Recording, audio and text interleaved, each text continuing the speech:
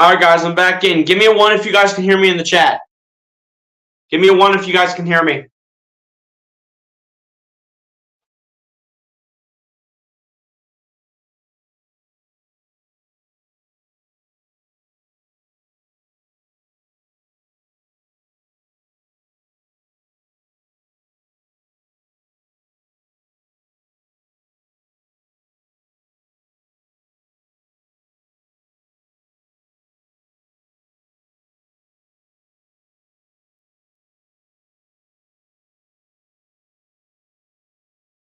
We should be good, hopefully. I did go ahead and just rewind the audio on the computer that I'm using for this stream, so we should be good for now. Lucas, if you're not, since you were not able to hear me the first time, hopefully I'm good this time. So anyway, like I said before, this should be a good game, like I've been saying. But at the end of the day, it's all coming down to execution and who will be the better team to execute in this matchup. Will it be the Notre Dame Fighting Irish, or will it be the Ohio State Buckeyes on the road? And ladies and gents, before we go ahead and get into the live play-by-play, I've done it for a lot of the live streams, but I'll do it here especially. But let's go ahead and give a quick shout-out to the newest sponsor of the channel, 10-Pin Toolkit. Shout out to the newest sponsor of the channel, 10-Pin Toolkit. If you out there have ever thought about either trying a new sport like bowling, want to learn about the history of bowling, or look to improve your game, then 10-Pin Toolkit is for you. 10-Pin Toolkit has so many tools to help you, such as angles and targeting, ball speed and RPM, an online score calculator, and so much more to help take your game to the next level. Ever since I started using 10-Pin Toolkit, it has taken my bowling game to new heights and has helped me tremendously in becoming a much improved bowler than what I was when I was just getting started to becoming the bowler that I am today. It is currently rated as tied for the #1 best bowling app in the world as of today. It is a great resource to be used for coaching and will help take the talent of bowlers to new places that they have never experienced before. So if you are interested in starting a bowling career, want to learn about the history of bowling, or just look to improve your game, go download 10-Pin Toolkit on either the App Store or the Google Play Store, or click the link down below in the description to download it and get ready to have an experience in bowling like you have never seen before. Shout out to the newest sponsor of the channel, 10-Pin Toolkit. If you out there have ever thought about either trying a new sport like bowling, want to learn about the history of bowling, or look to improve your game, then 10-Pin Toolkit is for you.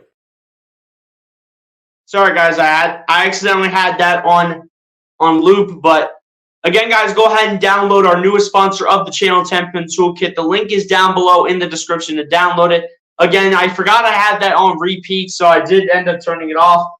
And obviously, I only need it one time around, but I'm still getting used to StreamYard a little bit, so getting used to the new gadgets that are being used in StreamYard, or just the ones that I have not been using a lot. So I also had the new first soundtrack on repeat, so that was probably the reason why, because I forgot to hit the off button to not allow it to repeat. So that was completely on me right there, ladies and gents. My apologies on that. But again, hopefully we get into this Ohio State game very soon.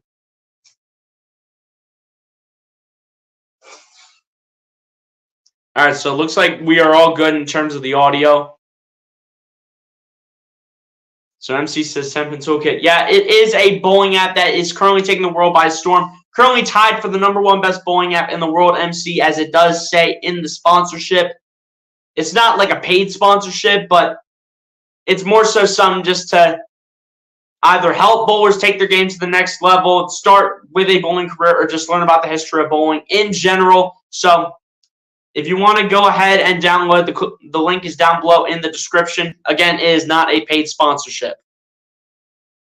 Lucas Holmes says, I could definitely see my favorite team and your favorite team playing each other in the college football playoffs, Liberty versus Ohio State.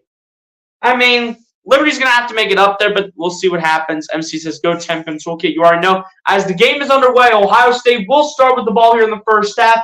It will be a touchback here for the Buckeyes. So out comes Kyle McCord and the Ohio State Buckeyes starting offense. Both teams 3-0. We get a look at Kyle McCord so far this season. Currently throwing a 69.7% completion percentage, 815 yards, 6 passing touchdowns, and 1 interception. The 6 passing touchdowns is second in the Big Ten through 3 weeks. The only one that Kyle McCord is behind is none other than Michigan's quarterback, J.J. McCarthy. Now, Kyle McCord does take the field here to start with the Ohio State offense, starting from their own 25. 3 receivers left, 1 to the right. McCord, starting on play action here, first play of the game, fires it over to the left side. It is caught by Emeka Egbuka, who's trying to break tackles, and never run that play ever again because Notre Dame is going to eat that play up all day long for sure. So we got to put some plays in forward progress. As we look at the starting offensive line, tackles are Josh Simmons and Josh Fryer. Guards are Donovan Jackson and Matthew Jones, and the center is Carson Hinsman. And then you obviously got Travion Henderson, Marvin Harrison, Emeka Egbuka, and Julian Fleming, as well as the tight end Cade Stover. Now here we go on 2nd and 9, only a gain of 1 on the recent first down play. McCord hands it off to Henderson, and Henderson gets a good chunk of the yardage back. He will get probably about half of it, and it will be what looks to be probably a 3rd down and either 4 or 5 for the Buckeyes coming up.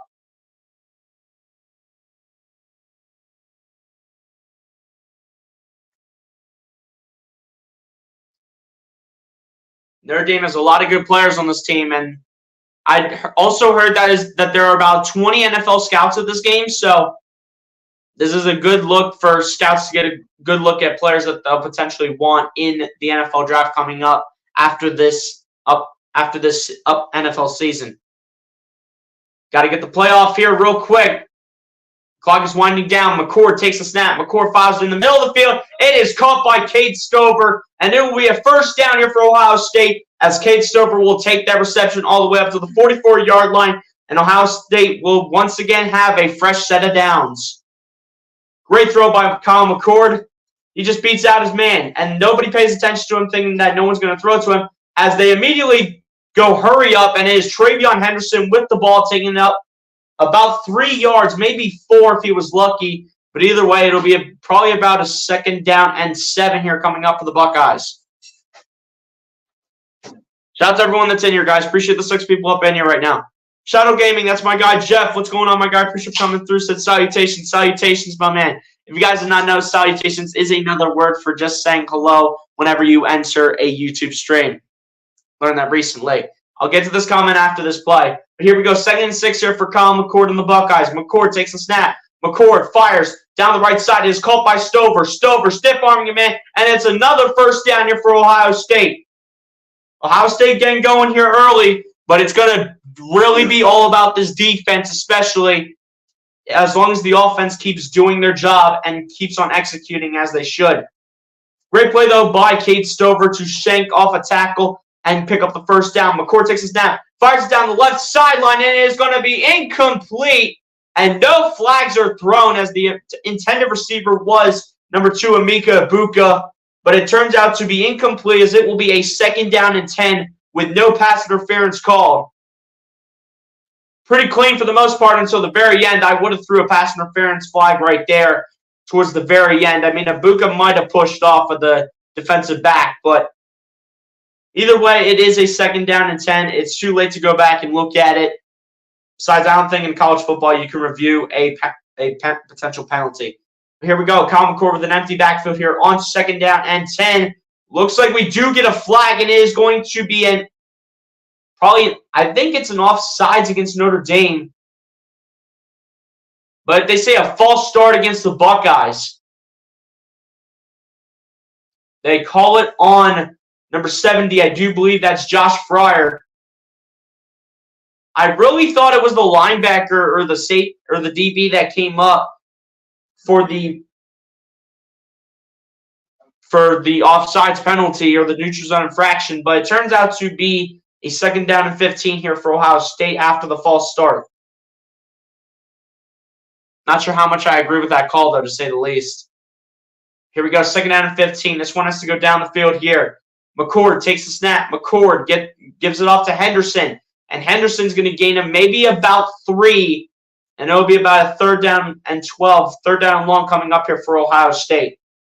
It's going to have to be a long bomb. I'm expecting one to Marvin Harrison coming up on 3rd and 12.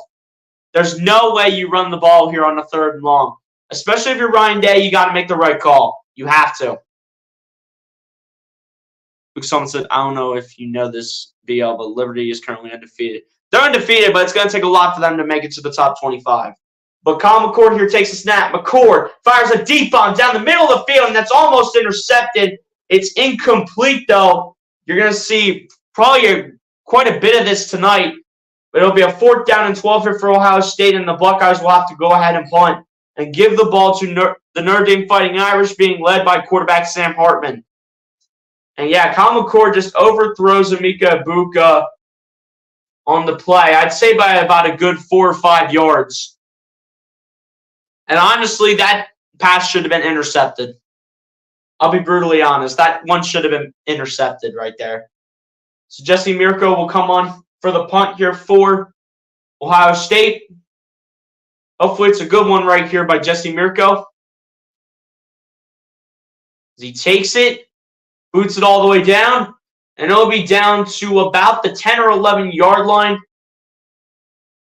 Picked up by number 4 of Notre Dame. And up next will be Sam Hartman's turn with the Notre Dame Fighting Irish to see what they can do against this Ohio State defense. I will say, in my personal opinion, Ohio State's defense has probably been a little bit questionable, but not to mention when they've had their moments that have been good in games, they've also played some pretty bad teams. I mean, they had Indiana out the gate week 1, then they had Youngstown State in week 2, and then they had Western Kentucky. Pretty much 3 cakewalk teams right there.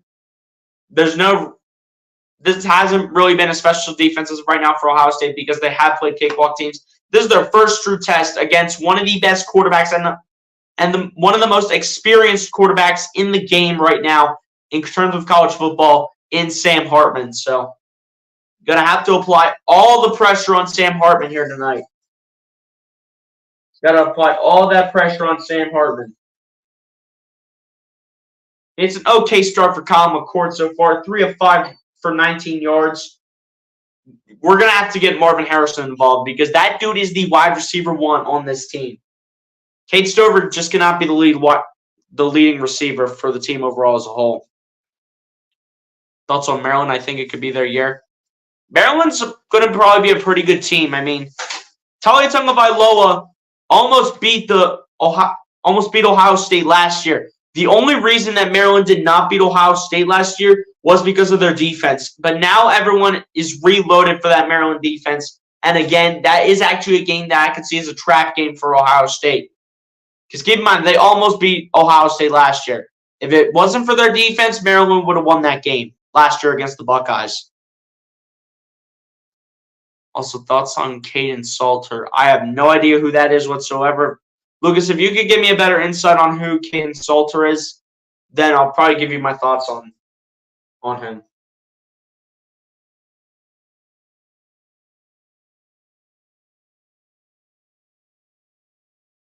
But yeah, guys, we're going to really have to get Marvin Harrison involved in this game.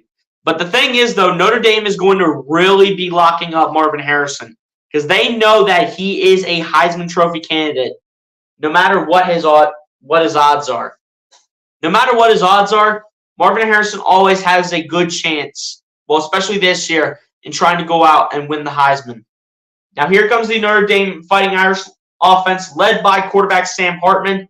This season so far for him, a 71.1% completion percentage, 1,061 yards, 13 passing touchdowns, and no interceptions for Sam Hartman so far through 4 games for Notre Dame in this season so far. As is 1st and 10 for the Notre Dame Fighting Irish starting from the 11-yard line. Hartman takes the snap, goes fake on the jet sweep, and here is Aldrick Estime, and he will be wrapped up for a loss on the play, a loss of 1, and that is going to be Tyleek Williams making the play here for this Ohio State defense as we get a look at this Notre Dame Fighting Irish starting offense, the offensive line being led by left tackle Joe Alt, and then for the Fighting Irish offense, obviously they have been led by running back Aldrick Estime, and they have some other weapons in there like Tobias Merriweather that I also have liked from Notre Dame so far ever since I started watching them. Here we go. 2nd and 11 here for the Notre Dame Fighting Irish. Hartman takes the snap. Hartman dancing, looking, fires in the middle of the field as caught. And that's too much space given up by Ohio State. He's still going all the way up towards the 35, and that is going to be number 4 here for the Notre Dame Fighting Irish. Terrible start from this Ohio State defense in terms of the pass defense. In the run defense, it's okay. With the run defense, it's okay. But like this pass defense, though, it's one of the factors that this game is coming down to is this defense. And obviously, Colin McCord is going to have to be better on the offensive side of the ball, but we'll eventually get to that later. But a fresh set of downs coming up here from the Notre Dame Fighting Irish.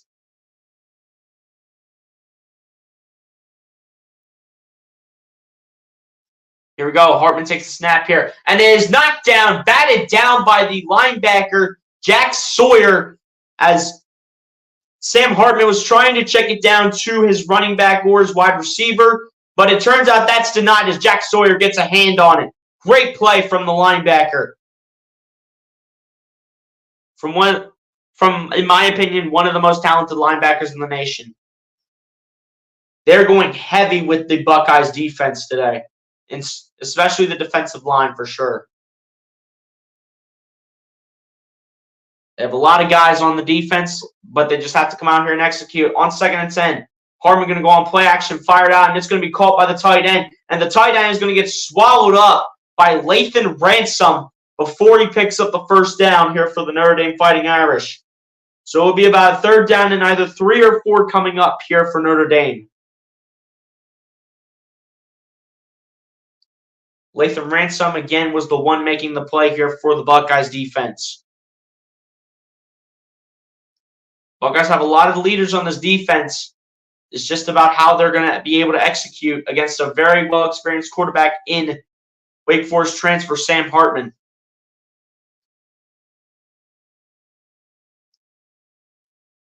Here we go. Here's 3rd and 3 for Sam Hartman. Hartman back to pass. Hartman going to fire it down, and that is caught again for the first down by the tight end. This pass defense is going to have to be better than that. Like, you just cannot be leaving guys wide open, especially the tight end, especially if he's going to be running these pretty short routes.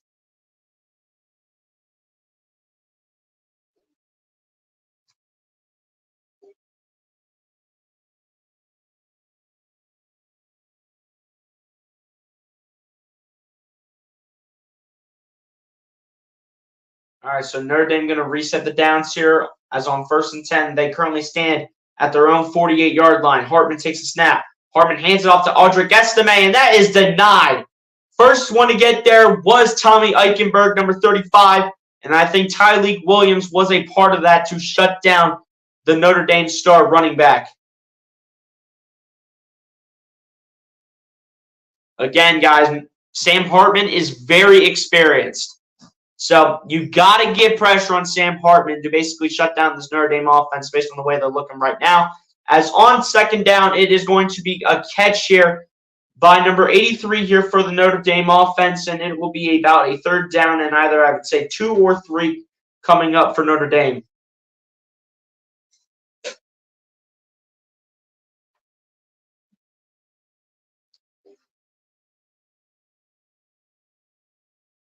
we go. It's a 3rd down and 3 here for Notre Dame.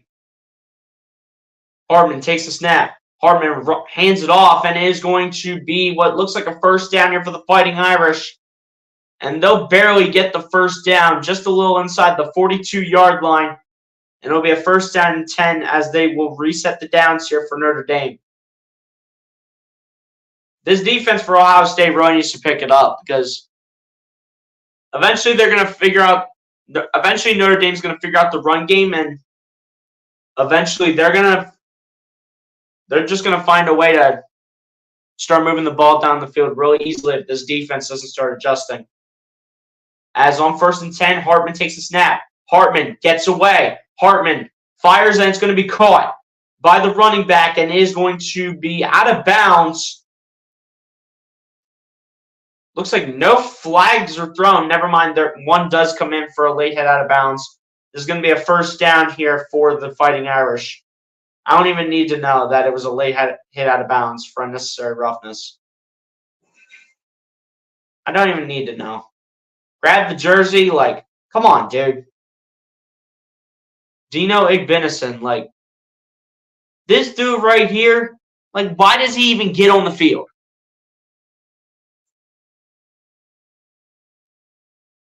So I think they said there's no penalty. And Marcus Freeman is pissed off on the sideline right now. He is not happy about the call. So it is going to stay a 2nd down and 9 here for the Fighting Irish. Marcus Freeman is not happy about the call whatsoever. They said there's no penalty for unnecessary roughness, I think.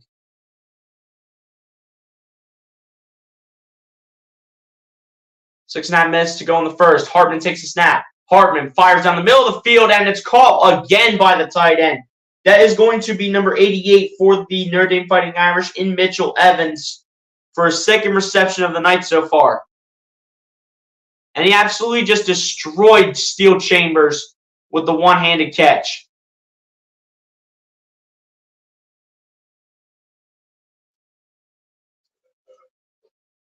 Wow, he just took that away from Steel Chambers. Like, Steel Chambers, I'm sorry. Like, come on, dude.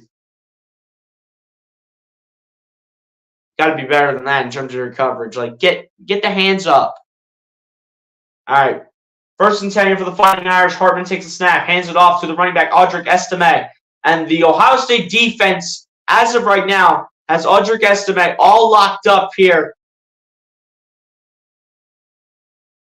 so far in the first quarter.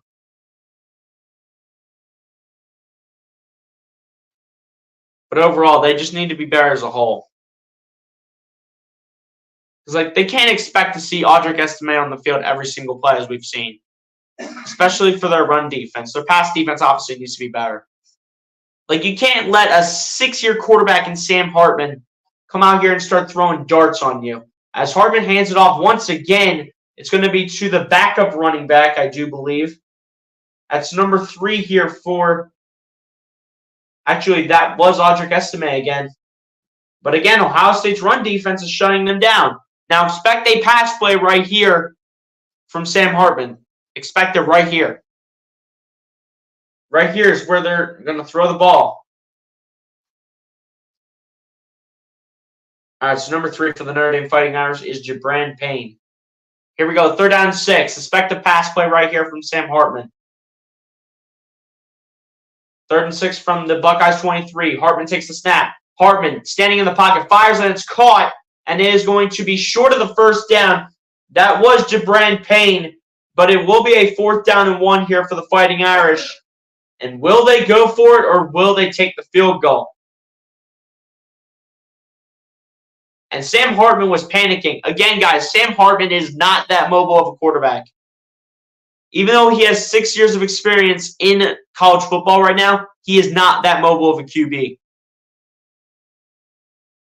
They will go for it here on a 4th down and 1. They're confident in finding some way of getting this. So far this season, they're actually perfect on 4th down conversions as they're 3 of 3 on the season. Hartman takes the snap, goes on play action. Hartman trying to escape. Hartman gets away, and Hartman is going to barely get the 1st down. He's right at the marker. And Sam Hartman's trying to show just a little bit of mobility, but it will barely be a 1st down here for the Fighting Irish. As Sam Hartman is displaying a little bit of mobility here with this run. He barely escapes past Jack Sawyer. And then number 30, that was Cody Simon. He was almost there to make the stop, but he had to push Sam Hartman backwards to even have a chance of making that happen. He barely gets the 1st on this running play. Like, why are we still looking into this? Sam Hartman clearly gets away. Oh, so they're challenging this. It's an official review. I'm not sure who's challenging it, whether if it's Ryan Day or Marcus Freeman. Maybe Ryan Day's challenging it to see if the ball was behind the 1st down marker when Sam Hartman went out of bounds. But I personally think, as an Ohio State fan, I think it's still a 1st down for Notre Dame. He might have been able to have that ball cross the 1st down marker just before he got the 1st down. I think he got the football over the plane by just like this much before he went out of bounds. Luke Solomon said Caden Salter is the starting quarterback for Liberty. Transfer from Tennessee, and he is a true sophomore, so younger. I mean, that makes sense. That makes sense. Yeah, I saw the background knowledge on him, Lucas. I appreciate that. Temple and EJ Warner was terrible today. We lost to a ranked Miami team. I mean, that was probably expected, honestly. Like, if you're up against a ranked team, you're probably expected to lose, especially if you're like an unranked team. Unless if your name's like Florida. Florida almost did the actually Florida did do the impossible when they were unranked. I think it was what, last week, I think it was. Not that 2 weeks ago. And they managed to go ahead and beat their opponent, and they found their way into the top 25. Liberty up 24-6 going into the half. That's what's up.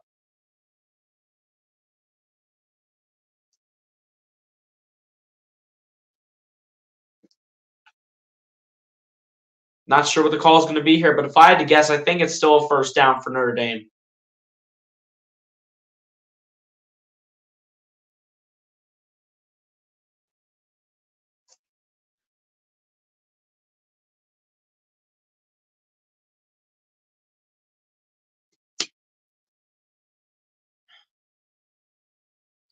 So the target line for the first down was the 17. Question is, where is the ball? Oh, that might be short. What's the call?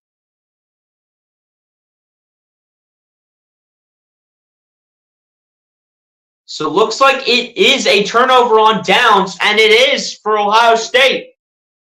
It is a turnover on downs by the Ohio State defense, and they make a statement here when it was most important. So Kyle McCord will be back on the field here for Ohio State, but it was inches away from being a first down for Sam Hartman.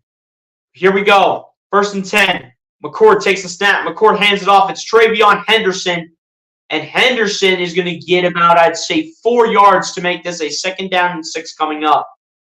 Key players for both teams for Ohio State's offense, it's Marvin Harrison and Travion Henderson. And for Notre Dame, it is the former Buckeye Javonte Jean-Baptiste.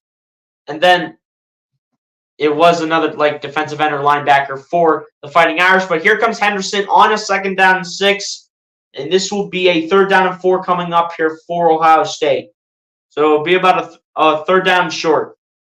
Probably expect a pass play coming up here, being brought into the dice by Ryan Day. As McCord takes a snap on 3rd and 4. McCord needs to get away. McCord still running. McCord will get about 2 yards, and it'll be a 4th down and 2 coming up for the Buckeyes.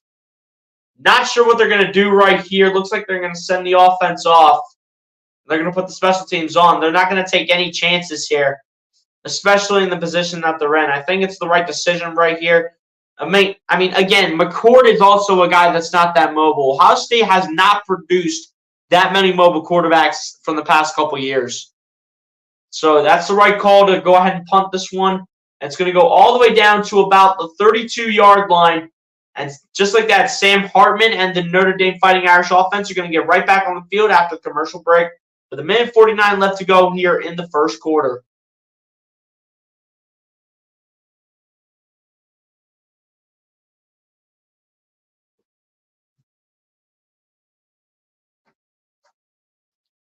So far, it's been a very defensive game so far in this one.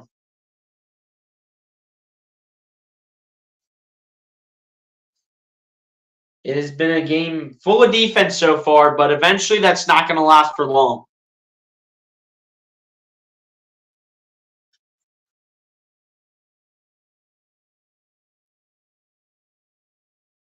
Again, we also need to get Marvin Harrison involved. We have to get him involved. You're not winning this game if you don't get Marvin Harrison involved with his offense. You're not winning this game if you're not getting Marvin Harrison involved. There's no excuses. You need to get Marvin Harrison involved. No ifs, ands, or buts about it.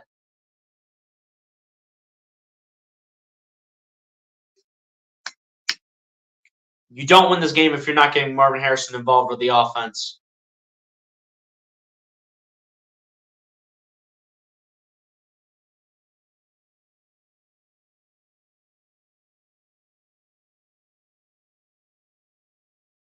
The only receptions so far have been 2 by Kate Stover and then 1 by Amika Ibuka.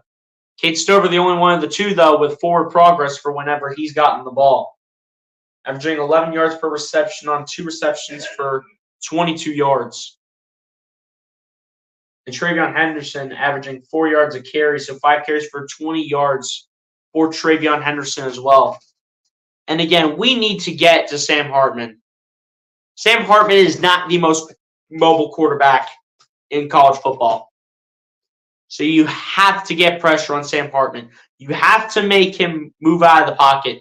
You make him stand in the pocket, he is so more than likely to complete a pass. I'd say probably about like 90 to 95% of the time, if you leave Sam Hartman a clean pocket to throw in, he is completing a pass 90 to 95% of the time. Something like that. If you leave Sam Hartman a clean pocket, he is completing a pass 90 to 95% of the time. Mark my words on that.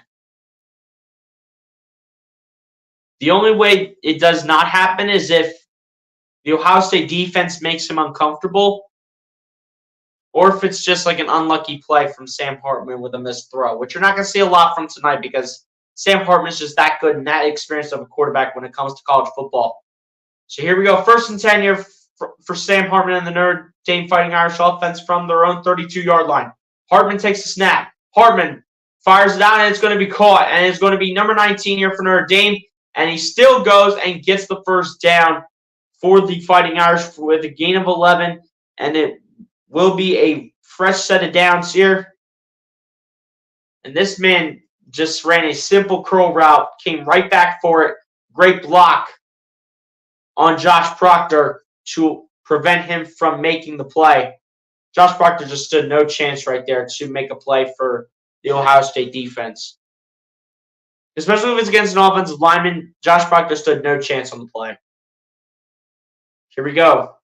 Here's Sam Hartman with the ball at the 44. Hartman fires, and it's going to be caught. And it's going to be another first down here for the Fighting Irish, and it's still Chambers making the tackle. What did I just say not that long ago, ladies and gentlemen? If you give Sam Hartman a clean pocket to throw in, he is completing a pass 90 to 95% of the time that he's standing in the pocket, very clean with no pressure. He's completing a pass 90 to 95% of the time. I'm sorry, I got to say that. I have to say that because that is exactly what's going to happen. You have to get pressure on Sam Hartman. No ifs, ands, or buts. Hartman takes a snap, hands it off, and there's going to be another first down for the Fighting Irish. And they are just running the ball and getting it down Ohio State's throats right now, as that is probably going to take this game to the end of the first quarter, potentially. I mean, you just got to find a way to stop them, people. You just got to find a way to get the stops here. Like, they kind of do a fake read option, and then they hand it off to the next running back. And that is taking us to the end of the first quarter. On that note, both teams are currently scoreless for the moment, but Notre Dame looking to get on the board as they're driving the ball down the field against Ohio State. Still with a scoreless game, but Notre Dame looking to get on the board as we go on to the second quarter, with both teams currently scoreless after one.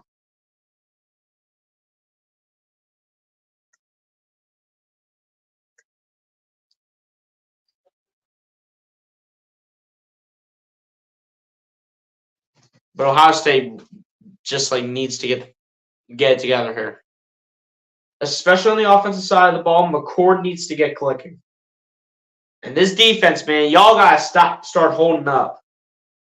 Like, y'all got to get some stops here. I mean, this Notre Dame team is probably in field goal range right now. It'd be nice for them to only take 3 on the board. That would be fantastic if they were only to get 3 points on the board.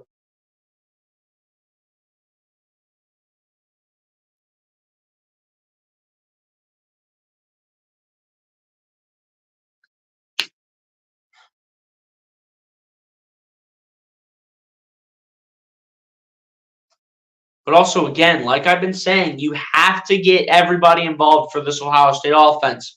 Kyle McCord, you need to start getting comfortable. Should have knew that coming into this game when you're going up against Sam Hartman, Marcus Freeman, and the entire Notre Dame Fighting Irish team. You should have known that you needed to get comfortable real quick. It hasn't really looked like that so far. You got to get comfortable real quick. We have to get Emeka Buka involved in this game better. We got to get Marvin Harrison involved, and Julian Fleming needs to get involved. And if we could, for like a little bit of a smoke screen, let's get Carnell Tate involved too. As of right now, he's our wide receiver 4 on this team, is what it's looking like right now.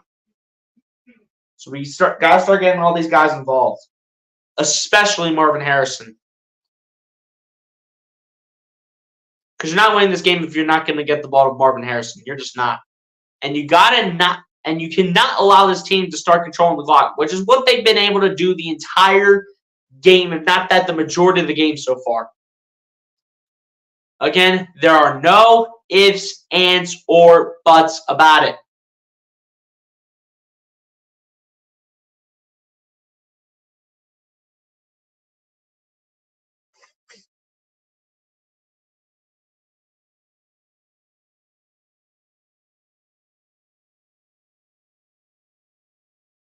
Looks like the second quarter here is going to be starting very soon. As it looks like the game is back on, we get a look at the announcers first. Lucas Holland said Arkansas could definitely beat Miami. We'll see what happens, though.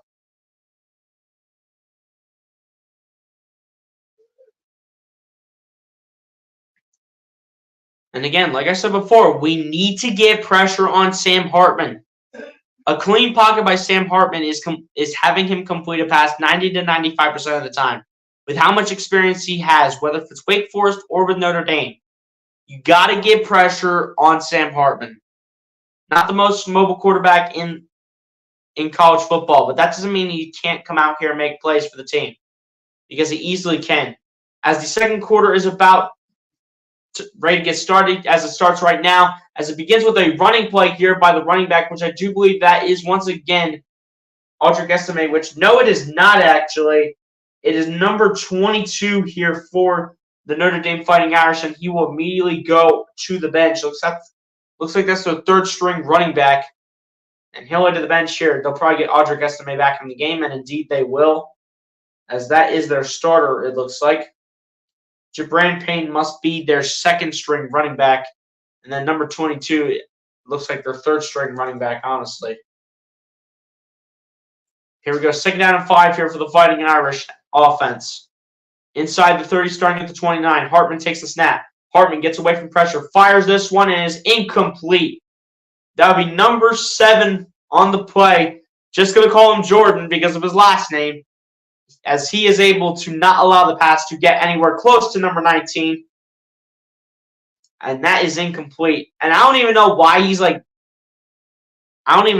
looked frustrated for a little bit, but it was just him clapping his hands because he actually did make a play. So now they'll put him on the bench. And now they're hoping for a play here by this Ohio State defense on 3rd down and 5. From the 29, Sam Hartman with an empty backfield. Hartman takes the snap. Here comes Eichenberg. Hartman gets it away, and it is going to be incomplete. Great pressure by this Ohio State defense. That is once again going to be Tyleik Williams bringing the pressure for this Ohio State defense. Great pressure overall from this defense of Ohio State. Mainly it was Tommy Eichenberg with the pressure, but Tyleik Williams was able to get his hands on it, even though it was incomplete. We'll take whatever the result was, which was an incomplete pass, which will result in a 47-yard attempt for the Notre Dame Fighting Irish kicker. Looks like from straight down the center, as the kick is up, and it is going to be wide to the left, and Notre Dame will still not be able to get on the board, as it is a kick missed to the left, and Ohio State will be in great field position. It's all about how Kyle McCord will be able to get into a rhythm, and if he can do that, then Ohio State will start meaning business, as we still have a scoreless game here in Notre Dame. Let's go. That was huge. 47-yarder straight from the center. That wasn't even from the left or right hash. That was straight from the center. And he still shanks it off. The kicker still shanks it off to the left. Beautiful job. Let's go. All right, and they also got great field position. So, Kyle McCord, it's time to get comfortable. It's time to get comfortable. Like, let's go. It's time to get comfortable, Kyle McCord. You're in great field position, and it's your time to get down the field. Notre Dame literally gifted you an opening right there by missing the kick wide to the left. Notre Dame literally gave you a gift. Take advantage of it. Who even is their kicker that missed it?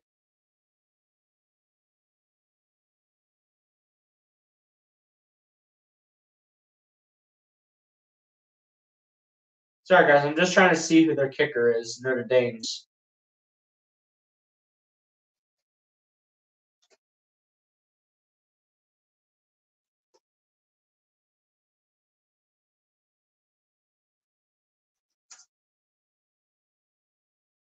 You're going to hope to find that out before the game comes back on. Yeah, like, who's their kicker?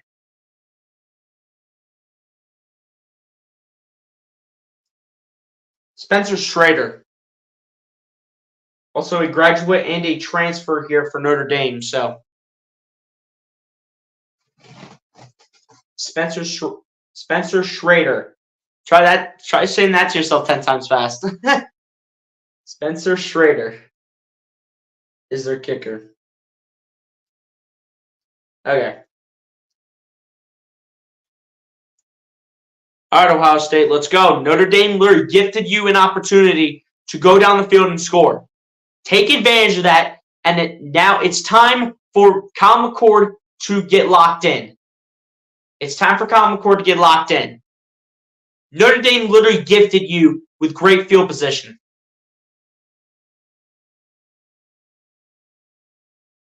Notre Dame gifted you with great field position. Time to take advantage of it right here. Let's go. Well, it's just going to start from Ohio State's own 29 as McCord is going to hand it off on a jet sweep to Emeka Egbuka. And Egbuka still running, gets a gain of about 9. And it'll be a 2nd down and 1 here for the Ohio State offense.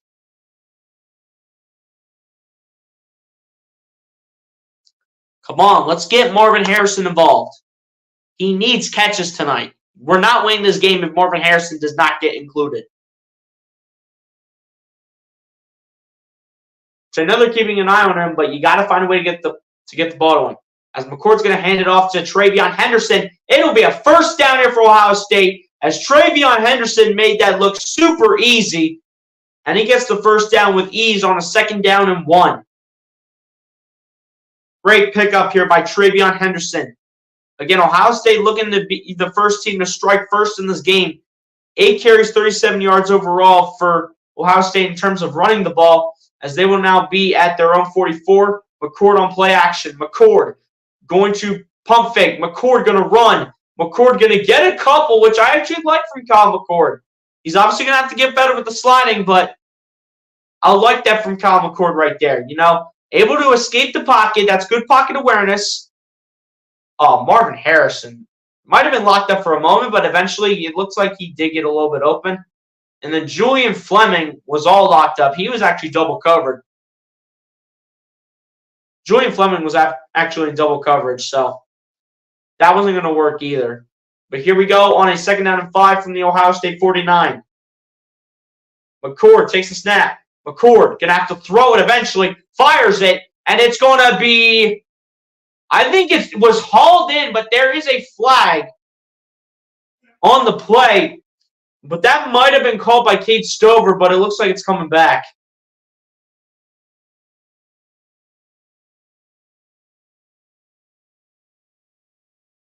No, it's going to be a pass interference on the defense. Penalty will be declined, but it is a 1st down here for the Buckeyes. I'm not sure if Cade Stover even had control of the ball. I don't think he did, though. I mean, the ball was moving a lot as Cade Stover was catching it. But either way, Ohio State will have a fresh set of downs after the declined pass interference call. So it'll be a 1st and 10 here for the Buckeyes.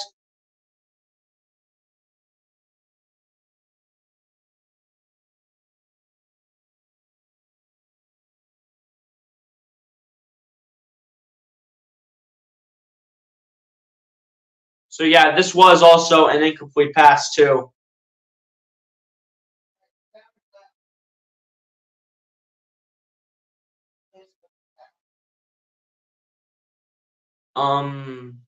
I'm not sure what this call is here. Like, is it a 1st down or what? Like, are they reviewing it for a catch or like what's going on?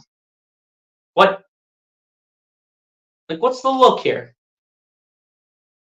I think it's just a fresh set of downs after the declined pass interference call. I don't think they changed it.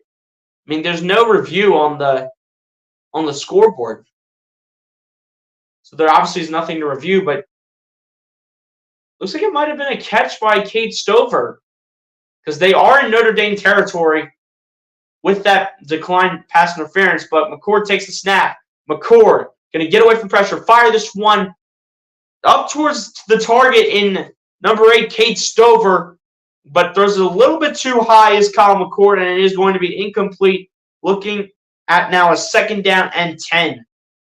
They had 2 tight ends to the left with Cade Stover and G. Scott, but McCord might have made a bit of a risky play right there because number 20 for Notre Dame is in the area to make the potential interception. So, Kyle, you got to be better than that. Let's get the accuracy on here. Let's go. Here we go. 2nd down and 10 here for Ohio State.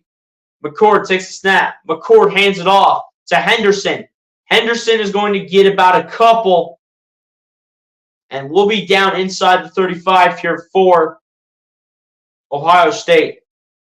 He'll be down at about the 34-yard line.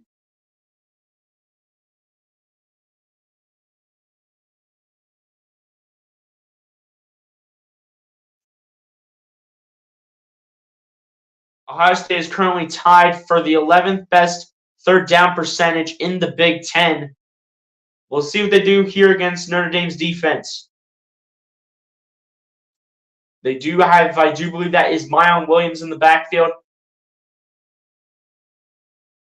About a second left on the play clock as McCord's going to actually throw it to Chip Trayanum, and Chip Trayanum is going to pick up a 1st down here for Ohio State in the pass game. So Chip Trayanum getting some action here early on. Instead of Mion Williams getting some action, it's going to be Chip Trayanum getting some action here early on before Mion Williams ever has a chance to. And great play by Chip Trayanum to come on and make the play here for the Buckeyes and pick up the 1st down. 44 missed tackles this season for the Notre Dame Fighting Irish, which is 115th in college football through 3 weeks. Now Kyle McCord's starting to get going a little bit. Can he keep it up, though? McCord hands it off to Trayanum. Trayanum taking the pile with him, and he'll get about maybe like 4, probably 3 to 4 yards, and it'll be about a 2nd down and 6 or 7 coming up here for Ohio State.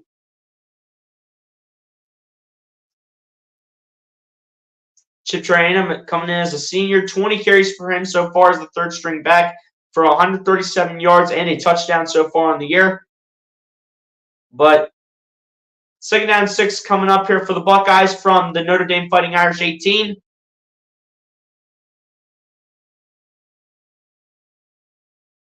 McCord takes a snap, hands it off to Trayanum. Trayanum going to get maybe like 1 or 2 yards, and it'll be a 3rd down and about 4 or 5 coming up here for Ohio State.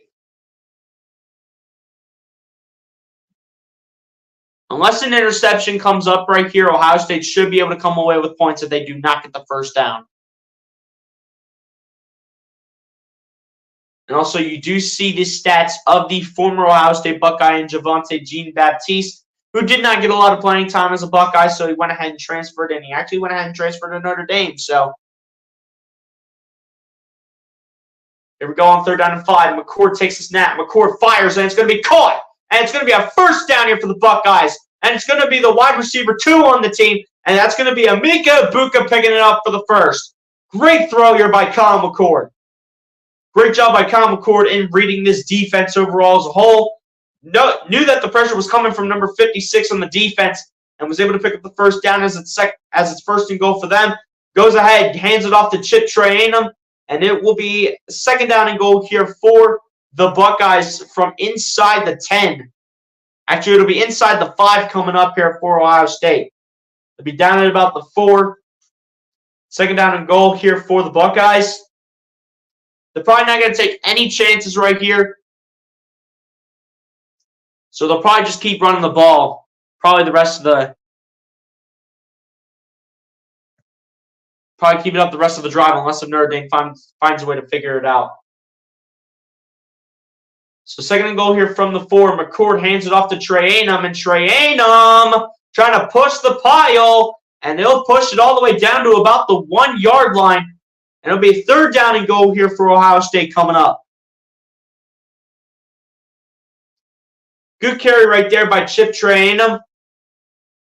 And with under 8 minutes to go, Ohio State is in great position to get a touchdown here on third and goal.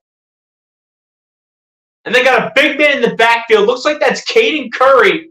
Are they going to hand it off to Caden Curry for the touchdown as McCord hands it off to Mayan Williams? And he'll get back to the spot where they started. And it'll be fourth down coming up here. What does Ohio State do against this Notre Dame defense?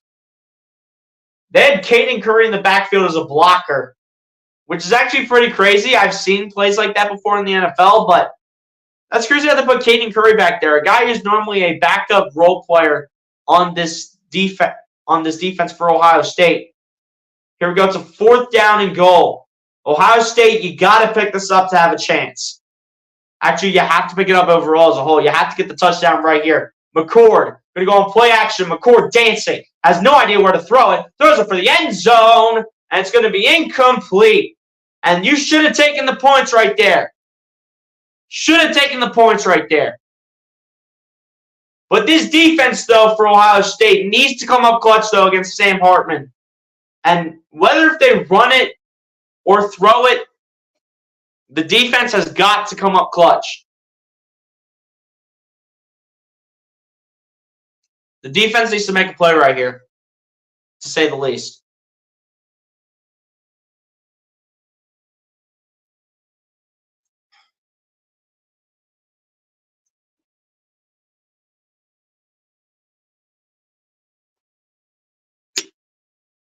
Come on, Ohio State. Make the play on the defense. Let's go. Charlie Warren, what's going on? Appreciate you for coming through. So let's go Notre Dame. So we got a Notre Dame fan in here. Appreciate you for coming through. Charlie Warren. Hit the like button if you're not done so, my guy. And subscribe if you're new. Appreciate you for coming through to the stream. And we respect all the fans that come in here as long as nobody's toxic. There's fans in this stream. We welcome everybody into the chat. And she says, oh, come on, Charlie. Go Buckeyes. So we got everyone battling back and forth in the chat between the Ohio State fans and the Notre Dame fans. But, hey, it's all good, though. The rivalry is on already. I already see that. Charlie Warren says, let's go D. Charlie Warren says, great defense. Zachary Dresch, what's going on? Appreciate you for coming through as well. Said, let's go D. Hey, we respect all the fans that come in here. Appreciate you for coming through, Zachary. Hit the like button if you have not done so, my guys. Subscribe to the channel if you're new, and I appreciate you for coming through to the stream as well.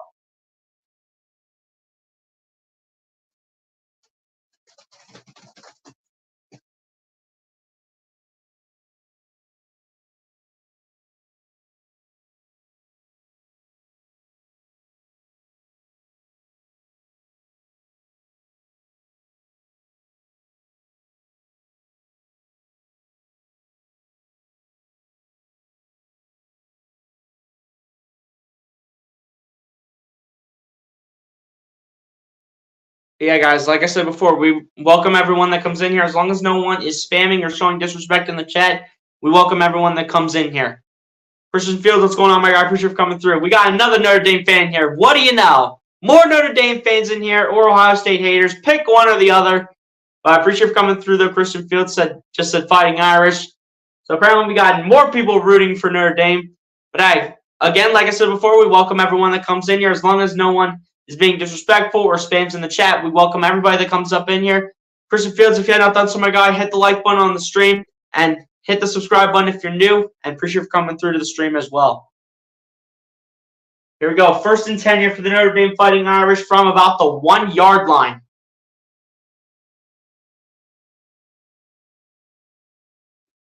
Let's see what happens here on 1st and 10 from the 1.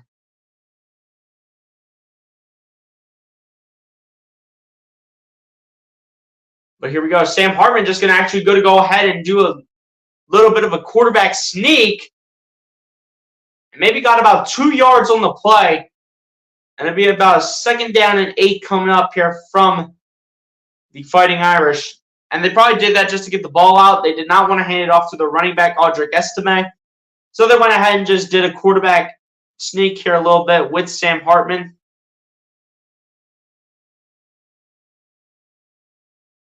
Only 25 rushing yards, though, from the Fighting Irish. So it's been the pass game so far that has been the strong spot here for the Fighting Irish and the offense in terms of how they have played this game so far. 2nd down and 7 here for Notre Dame. Here we go. Hartman takes the snap, and it's going to be a run here by Audric Estime, and it's going to be a big-time 1st down here for the Fighting Irish. And that was what, as an Ohio State fan, this is what I'll say. That was what Audric Estime needed to get his day going, because in that whole first quarter, or ever since up to that snap, Ohio State was able to shut down Audric Estime from the start until that play happened. So, Ohio State, y'all got to pick it up on defense.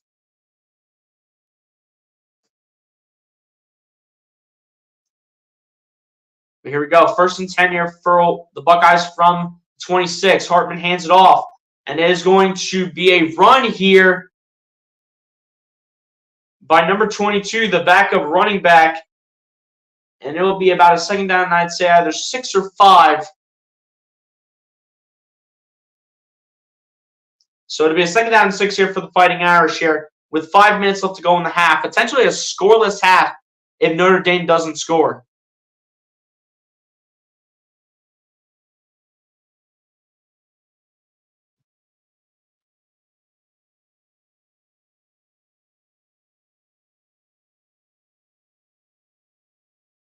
Here we go. Here's Hartman with the snap. Hands it off here. And my goodness, number 12 just got destroyed. And that was Lathan Ransom, the safety, number 8, coming in and making the play to set up a 3rd down. And maybe about like 5 or 4 here for the Fighting Irish.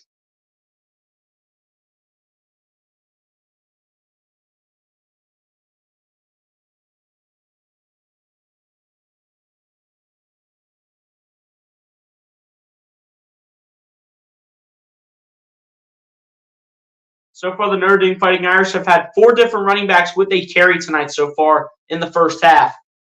Here we go. Hartman with the ball, takes the snap, fires, and it's going to be not even close. It's incomplete. Great defense right there by number 41, Josh Proctor. And this is going to be a punt coming up here from the Fighting Irish. And Ohio State will have their opportunity to respond if their offense can just get clicking here on potentially their last drive of the first half. And that goes right through the hands of the intended receiver. And that is overall great defense by Josh Proctor to get his body out there and bring the pressure to force a punt here from Notre Dame. Emeka Egbuka will be waiting for the punt coming up. And the punt is coming down. And Egbuka will have it as a fair catch at about the, the 21-yard line probably? I would say it's at about the 21 with 3:46 left to go in the first half. Ohio State looking to be the first team on the board in this game. Ohio State's defense, though, is holding up. Honestly, I'm actually surprised that Ohio State's defense is holding up against this Notre Dame offense. If Ohio State could just score on this Notre Dame defense, if they could just do that, and if Notre Dame can't respond, then honestly, like, Ohio State really does have a chance. If their offense could just get clicking, and they need to find a way to get to Marvin Harrison. And everybody knows, if you are like a diehard college football fan, or especially if you watched film on Marvin Harrison, Notre Dame's defense knows that he has potential to be a Heisman Trophy candidate, so they know to shut him down the most. But they're forgetting about the other weapons that Ohio State has, such as Emeka Egbuka and Kate Stover, because those are the other two main weapons. Julian Fleming, as of right now for Ohio State, has been non-existent this season as the third wide receiver for the team. Charlie Warren said upset? I don't know. I don't know if an upset's coming in, but I think, honestly, Charlie, this is just my opinion, but I think personally the upset would be if Ohio State beats Notre Dame. I know Ohio State's the favorite. I understand. But Notre Dame is a tough atmosphere to play in, and I know Ohio State's won the last 5 matchups, but this is this year. Those last 5 matchups were from the past. I think, honestly, the upset would be if Ohio State beats Notre Dame. That's what I think the upset would be. As Zachary Dress says, no shot Ohio State for the win. Goes like, no. Christian Fields goes big run. Charlie Warren says, yes, sir. Puts some emojis in the chat. They have to get lower on the tackle. That's facts right there. You get low on the tackle, you're bringing the offensive player down. Zachary Dresch said, bro's a wall. When Lathan Ransom made the play, yeah. Lathan Ransom made a nice play right there, honestly, at the end of the day. Charlie Warren said, can't lie, that's some good D. Yeah. Ohio State is actually pretty lucky to go ahead and get away with no points allowed by Notre Dame on that drive. Because that should have been the one where Ohio State should have allowed Notre Dame to score. I'll be honest. Ohio State has mad weapons on offense. Yeah, we have Marvin Harrison. We have Emeka Egbuka. We have Julian Fleming, who's honestly non-existent, honestly. We have Kate Stover, Travion Henderson. We got a lot of weapons. It's just about putting it together and how this defense is going to perform. Here we go as game gets back on. And on first down here to begin the drive, Colin McCord fires it out and is going to be caught by the Heisman Trophy candidate himself, Marvin Harrison Jr., for his first reception of the night. But it will be only a gain of 7. It will be a 2nd down and 3 here coming up for the Buckeyes. So it'll be a 2nd down and 3 coming up from the 28-yard line. McCord hands it off to Henderson, and that is a absolutely great play from this Notre Dame defense. Number 97 was just able to get in there and make the play. And with about 3 minutes to go here, Ohio State looking to respond as Kyle McCord firing, completes it to Stover. And Stover's got a first down here for the Buckeyes. Kate Stover looked like one of the best players for this offense right now. Kate Stover looking like probably the best receiver for this offense, honestly. Kate Stover is honestly one of the best tight ends in the nation. I don't care what anybody says.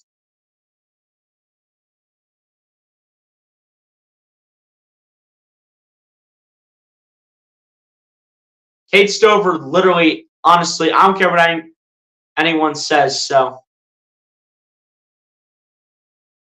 he literally is one of the top 5 tight ends in the nation as McCord tries to get out of the pressure, and there is just nowhere to go from Colin McCord. He literally runs into a wall. Again, I've said it before. Ohio State does not produce mobile quarterbacks. We haven't produced one since Justin Fields. Okay? We have not produced one since Justin Fields. C.J. Stroud had mobility like here and there. McCord trying to show it off a little bit. But like Justin Fields was like the last mobile quarterback that we've had as McCord fires it down the sideline. And oh my goodness gracious. Marvin Harrison said, get out of my way and let me get the catch. But there is a flag on the play. But what a play here by Marvin Harrison. We'll see what the flag is for. It is a holding on the defense here from Notre Dame. Penalty is declined. It will be a first down for the Buckeyes. And this is what Marvin Harrison needed to get his night going right there after the 7-yard reception for the first one. And oh my goodness, the defender was literally grabbing the jersey right there. And Ohio State, again, looking to be the first team to score here tonight. And they're looking at it as a booth review. Like what's the review for? What are we reviewing? Are we reviewing a pass interference? Seriously? I think it's a pass interference. I think if Ryan Day's challenging this could be a pass interference right here. I mean, he grabs the jersey, but by the time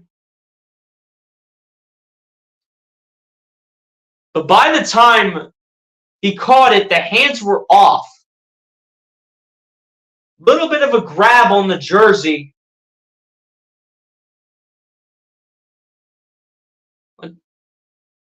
What's the challenge for here? Dude had possession all the way through. It has to be for that pass interference call. There's no way it's not. There's no way it's not for that pass interference call. Oh, they're looking to see if he was out of bounds. Which it looks like he was. Because I saw his hand. His hand touched out of bounds, but I'm not sure if that's what they're going to look at.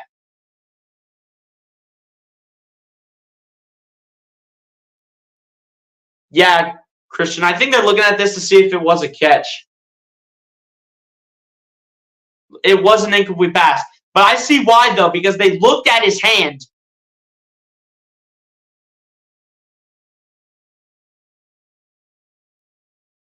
But it is a first down, because it was a pass interference from the Notre Dame defensive back that was trying to contest with Marvin Harrison.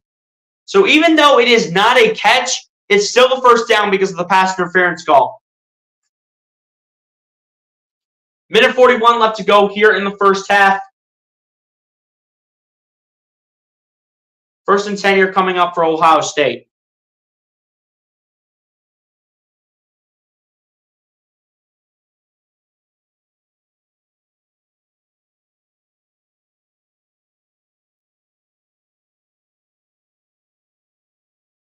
Here we go.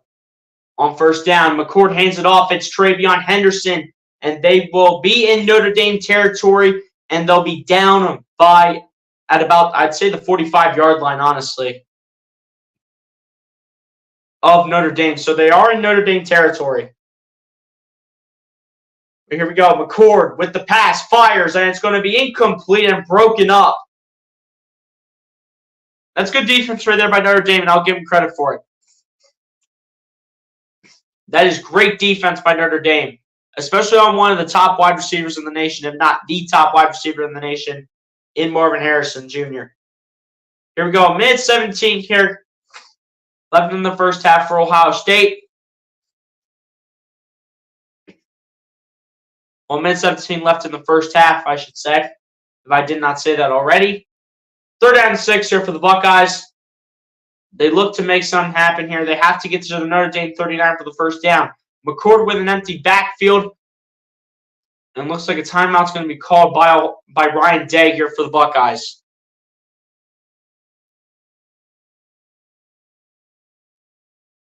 Josh Acker, what's going on, my guy? Appreciate you for coming through. Said Notre Dame on top. Hey, I've said it many times, Josh, but we welcome all college football fans. We welcome all fans into the chat, whether if you like my teams or not. We welcome all fans up in here, so we respect all the fans coming up in here. As long as you're not spamming or showing any disrespect in the chat, you're always welcome in here. So appreciate you for coming through, Josh Acker. Hit the like button if you have not done so, my guy. I did see that you did subscribe to the channel, Josh, so I do appreciate you for doing that, and appreciate you for coming through to the stream. Charlie Warren just saying what's up. Michael, what's going on, my guy? Appreciate you for coming through. Appreciate you for coming through, though, Michael. Hit the like button if you have not done so, my guy. Forget if you're subscribed to the channel or not, but if you're not, go ahead and subscribe to the channel if you're new, and appreciate you for coming through to the stream as well. B-Way is saying what's going on, my guy. Appreciate you for coming through as well. I know we're falling behind on the chat, but I'm trying to catch up to it as well. But appreciate you for coming through, B-Way. Hit the like button if you have not done so, my guy, and subscribe to the channel if you are new, and appreciate you for coming through to the stream as well. Christian Fields says big stop. Michael says Ohio, Iowa, or Penn State. I'm taking Penn State, honestly. Drew Aller, listen to me, guys. Drew Aller is honestly a dark horse to win the Heisman Trophy. He has probably been the reason if not the reason, he has been one of the reasons that Ohio State has honestly been like, or not Ohio State. He has been probably one of, if not the reason that Penn State is the 7th ranked team in the nation. Their defense has been pretty good, but Drew Aller has been a sleeper and in my opinion, the dark horse for the Heisman. Not a dark horse, the dark horse that can potentially go for the Heisman this year. I'm being honest. Drew Aller can win the Heisman this year. Based on the way he's playing right now. Mark my words. Charlie Warren says stuffed. Yeah. Thank you, Zachary. Thank you. Guys, I try to talk like during the games, but it's kind of hard, so I'm just mainly talking to you guys when it's on like a commercial, which they're like 2-3 minutes probably. So I'm only going to talk to you guys probably on the downtime, like Zachary says right here. So appreciate for the update, Zachary, so you can let everyone know in the chat. He's a good MC, so he makes all the time he can. Hey, facts. B.Y. Sims says, couldn't agree more. Who's the better quarterback? Honestly, between Colin McCord and Sam Hartman, it's easily Sam Hartman. Not only because of the experience, but just how well Sam Hartman has just been playing with Notre Dame and under Marcus Freeman as a whole. First trying to run like Lamar on Madden. Facts. But here we go. On 3rd and 6, McCord in the pocket, fires down the field, and it's caught by Emeka Egbuka. And it's going to be a first down here for the Buckeyes, and a great play by the wide receiver, too, for Ohio State, as Ohio State is trying to get down the field and score before the end of the half. Great pocket awareness by Colin McCord, just throws a nice dart down the middle of the field. And on 1st and 10, McCord down the middle of the field again. It's caught by Egbuka. Back-to-back receptions for Emeka Egbuka, and it is going to be another first down here for Ohio State. And the clock continues to wind down. McCord starting to get into a little bit of a rhythm here. 9-14, 84 yards for Colin McCord. No touchdowns or interceptions just yet. Might change on this drive, though. You never know. But Ohio State currently standing at the Notre Dame 15. McCord takes the snap. McCord firing toward the end zone. And it is. And it will be caught for the touchdown. And it's going to be the wide receiver, too, Emeka Egbuka, for the touchdown for Ohio State. And Ohio State will strike first here in this top 10 matchup between Ohio State and Notre Dame. What a play from Emeka Egbuka. No, he actually dropped it. He dropped the ball, actually. So it'll be incomplete. It looked like a touchdown, but when you look on the replay, he wasn't even close. He honestly dropped it. Like, Egbuka, you got to catch that, son. You got to catch that. I don't think he ever had full control anyway. So it's going to be an incomplete pass here from Colin McCord, and it's going to be reversed from a touchdown. It looked like Ohio State was going to get on the board first, but might have to wait for a little bit longer. 40 seconds left to go here in the first half. Doesn't at all. What a grab. As a D1 quarterback, I agree these quarterbacks from Ohio State are never mobile besides Justin Fields. Facts. We haven't had a mobile quarterback in franchise history since Justin Fields. C.J. Stroud was a guy that would do it here and there, but he wouldn't do it consistently. Colin McCord, he's just learning into it. So you can't say Colin McCord's a mobile quarterback either. Ohio State does not. I'm telling you guys, Ohio State does not produce mobile quarterbacks. They don't. They don't produce mobile quarterbacks. They might do it here and there, but they don't produce mobile quarterbacks consistently. And that's what they have to work on throughout their NFL career. That's what scouts are looking for. NFL scouts are looking for quarterbacks to be mobile for their awareness out of the pocket. Here we go. It was an incomplete pass, so it'll be a 2nd down 10 here from Ohio State from the 15-yard line. McCord hands it off to Henderson. Henderson trying to find a gap, and it's not even going to be close. Maybe a 3-yard gain on the play. It will be a 3rd down and 7 coming up for this Ohio State offense.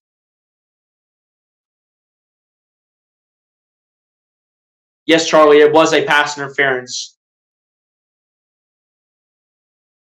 It was a pass interference on that recent play, though, Charlie. So, Brendan Sullivan, what's going on, my guy? Appreciate you for coming through. Said, of course, he wanted to talk all this back and say that Ohio State sucks. But hey, like I've been saying, we welcome all the fans in here. Appreciate everybody that's coming through and tuning in. We're going crazy a little earlier, so I appreciate all the guys that came through and tuned in to this one a little recently, including this guy right here, Brendan Sullivan. Appreciate you, my guy. Hit the like button on the stream if you have not done so, Brendan, and hit the subscribe button if you're new, which I do believe you are. So if you could do that, that'd be great. Charlie Warren said little jersey grab. Yeah, there was a little jersey grab right there.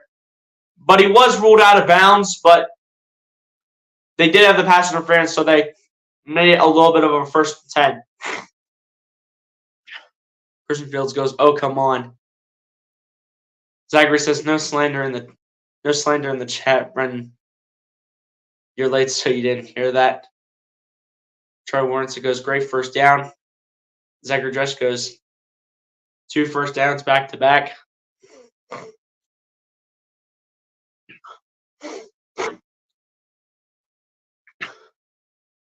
What's your opinion on Landon Kennel?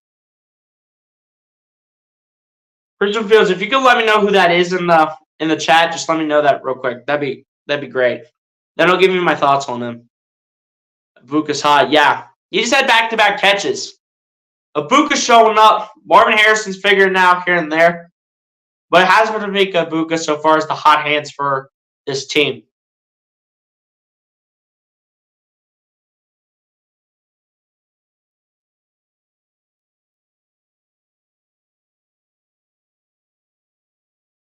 What's your opinion on Hayden Johnson? Again, let me know who those two are, Christian Fields. Let me know who they are in the chat. Being a great duo, just bread and butter. I'm sure they are. Just let me know like who they play for, though. Brendan, buddy, we can run it outside the chat. Hey, you guys just keep like doing your thing. Just keep doing your thing. But hey, guys, I appreciate your support, though. Appreciate you guys for coming through in the first half. I appreciate it.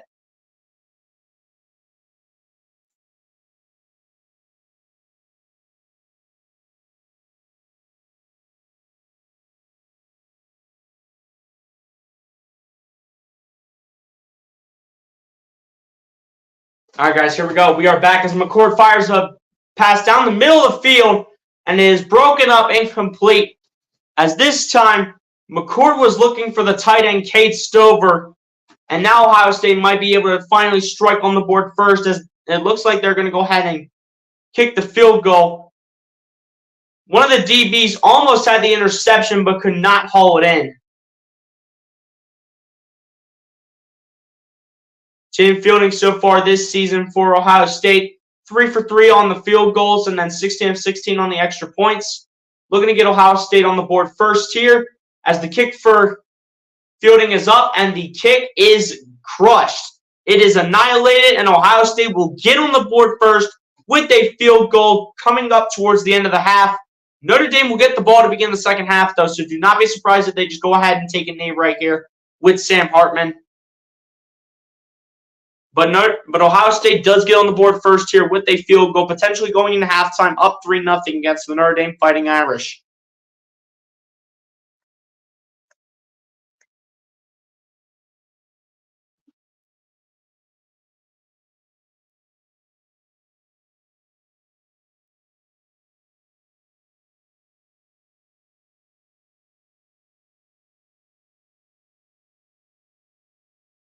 This update should have updated. Let's try that again. Okay, there we go.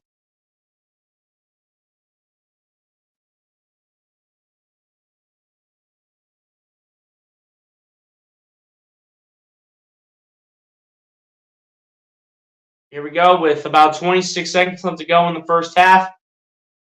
Notre Dame's just going to let it sit as they're going to call a fair catch here. And they might just take it to halftime with them getting the ball to begin the second half. So do not be surprised if that is what Sam Hartman and the Notre Dame Fighting Irish do right here.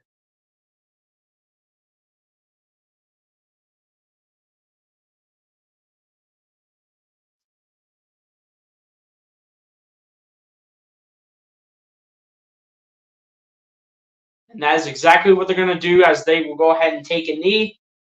And they will take this game to the half, with Ohio State being up 3-0. A very defensive first half here between the Buckeyes and the Fighting Irish. But Ohio State will have the lead going into halftime.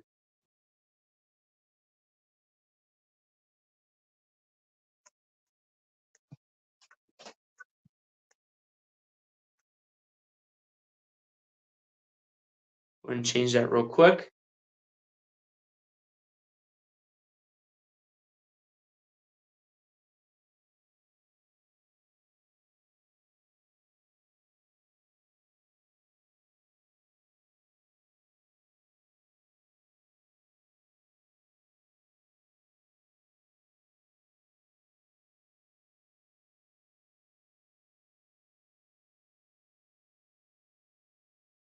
All right, guys. So I officially just went ahead and changed the scoreboards here.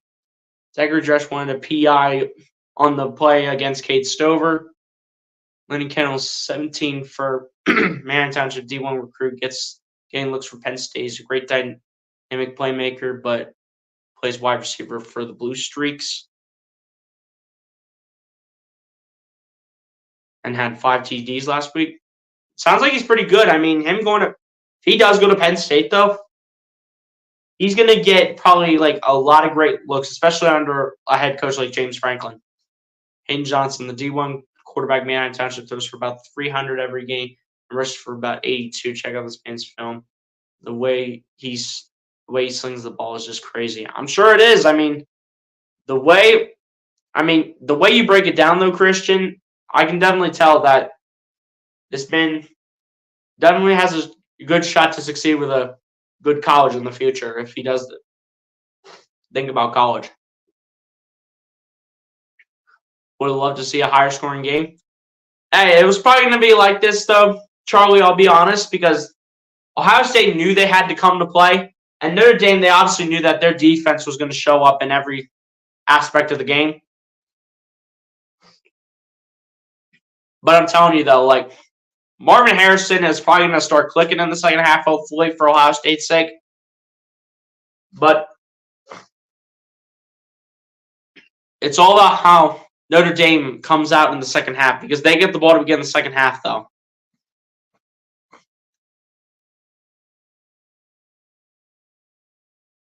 So on that note, ladies and gents, we will go ahead and go into the halftime section, and then we will go ahead and take the halftime break like we always do. So starting out on Ohio State's side of the ball, Kyle McCord started to get it to click here later in the game for Ohio State, as Kyle McCord ending up the first half, finishing that first half, going 9 of 16 for 84 yards. No touchdowns, no interceptions, though, for Kyle McCord, as again the score is 3-0. And running the ball, Travion Henderson currently leading the pack with 10 carries for 34 yards, averaging 3.4 yards a carry. Diamante Trainum, or Chip Trainum, which I do believe Chip is his nickname, with 4 carries for 11 yards, 2.8 yards a carry. And Mika Ibuka with a carry for 9 yards on a jet sweep. Kyle McCord with 3 carries for 9 yards, averaging 3 yards a carry. And then Miles Williams with a carry that did not go for any yards, so no yards at the end of the first half for Miles Williams.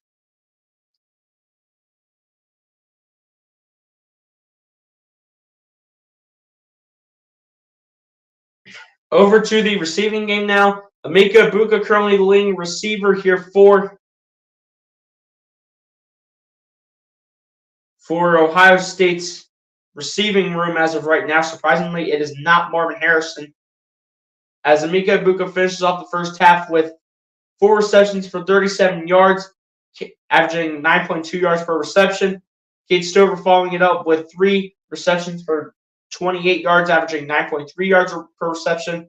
Chip Trainum with their reception for 12 yards, and then Marvin Harrison Jr. with a reception for 7 yards.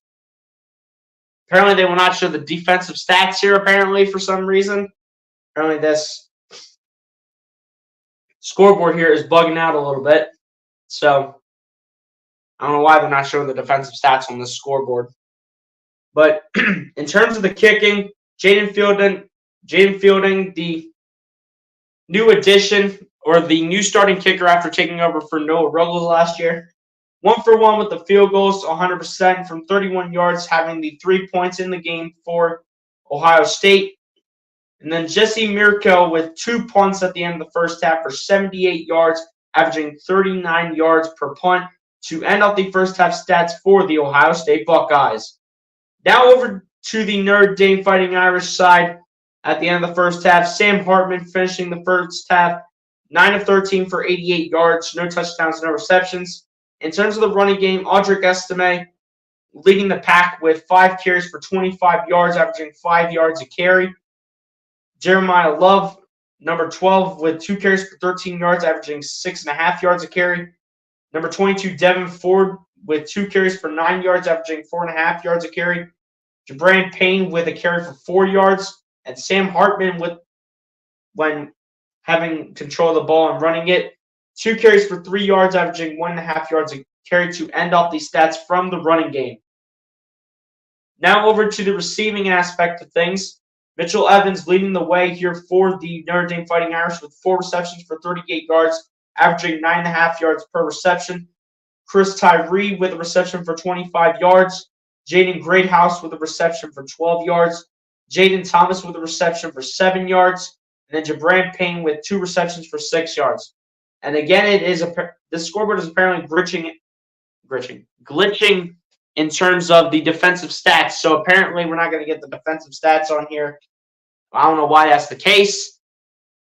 But in terms of the kicking aspect, Spencer Schrader, 0 for 1 in terms of the field goals, so currently 0% from him. And then in terms of the punting, Bryce McPherson is their punter, and he only had 1 punt that went ahead and traveled 46 yards here for the Notre Dame Fighting Irish to end off the first half stats for the Notre Dame Fighting Irish. Now to the team stats now. Ohio State has more total yards than Notre Dame at the end of the first half, 147 to 141. 88 passing yards from Notre Dame to Ohio State's 84. 63 rushing yards from Ohio State to Notre Dame's 53. In terms of yards per play, Notre Dame has been better in that category over Ohio State, 5.4 to 4.2. Ohio State with 10 first downs to Notre Dame's 8. Ohio State 5 of 9 on third down in this game to Notre Dame's 2 for 5. Both teams are 0 for 1 on fourth down. Ohio State with more plays than Notre Dame at the end of the first half, 35 to 26. Ohio State with more punts than Notre Dame, 2 to 1. In terms of the penalties, Notre Dame with more penalties than Ohio State. 2 penalties for Notre Dame for 30 yards and 1 penalty on Ohio State for 5 yards. No fumbles lost or interceptions thrown for either quarterback. And in terms of time of possession, Ohio State has held on to the ball for 15 minutes and 30 seconds, while the Notre Dame Fighting Irish have held on to the ball for 14 minutes and 30 seconds. To end off the halftime stats on that note, just going to go ahead and check through the chat one last time before we take the halftime break. No 1025. What's going on, my guy? Appreciate you coming through. Hit the like button if you have not done so, my guy, and subscribe to the channel if you're new, which it looks like you are. I appreciate you for coming through to the stream as well. Have you heard of David Stefano? I have heard of him indeed. Want to see how he's doing though. Would want to see how he's doing. Zachary Dresch says, "Do you think the momentum will switch up in the second half?" I mean, we'll see. I mean, I expect Marvin Harrison to get it going a little bit. I expect Kyle McCord to continue getting into his rhythm. But what it's all about, though, is this defense and how are they going to adjust against Sam Hartman and the Fighting Irish's offense? How are they going to adjust? Because trust me, Marcus Freeman is making these guys make adjustments in the second half. They're going to make adjustments in the second half. Mark my words. So Ohio State's going to have to figure out how the defense is going to go ahead and respond to what Sam Hartman is going to have to bring to the table in the second half to give Notre Dame a chance to come back and win the game. I haven't watched a lot of film on David Stefano.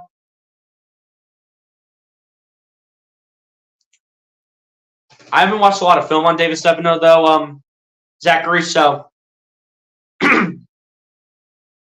not sure how he's done so far, honestly. So, yeah, we'll get this spammer out of here. Troy Warren said Matt is being inappropriate in the chat. No, he's not.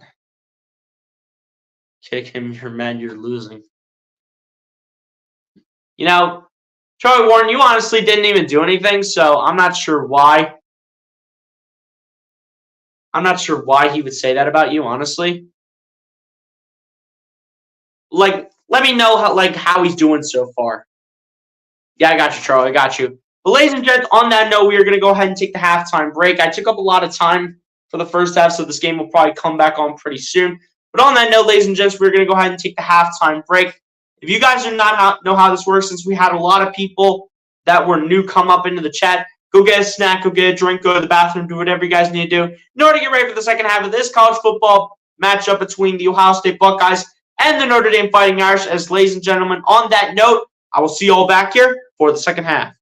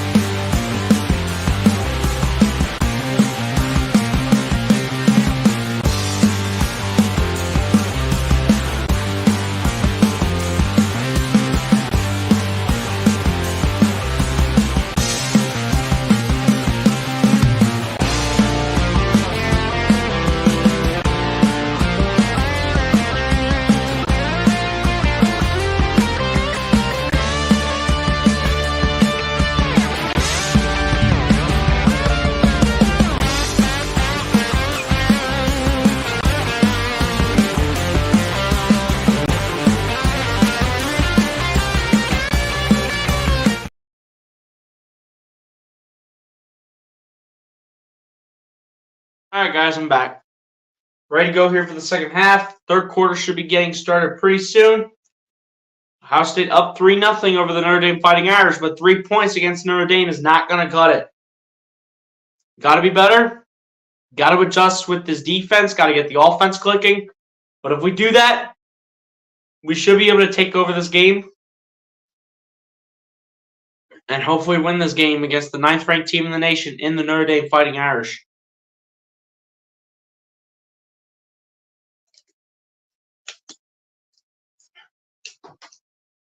And hopefully we do take over this game. Signing off for the night. All right, Zachary, appreciate you for coming through, my guy. Appreciate you for coming through and supporting for the first half. I appreciate that.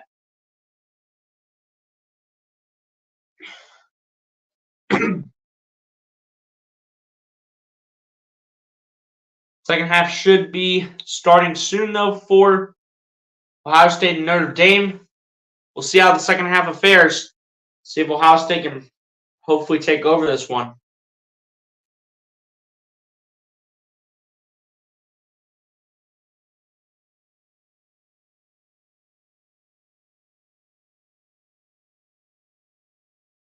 Only a 3-0 game, though, honestly. Thought there would have been a little bit more scoring. Hopefully there's a little bit more of that in the second half. 5 consecutive games from Notre Dame with 40-plus points. Longest string in school history. As of right now, they have zero points in the first half. We already talked about the halftime stats between Kyle McCord and Sam Hartman. Both of them have been almost pretty even so far.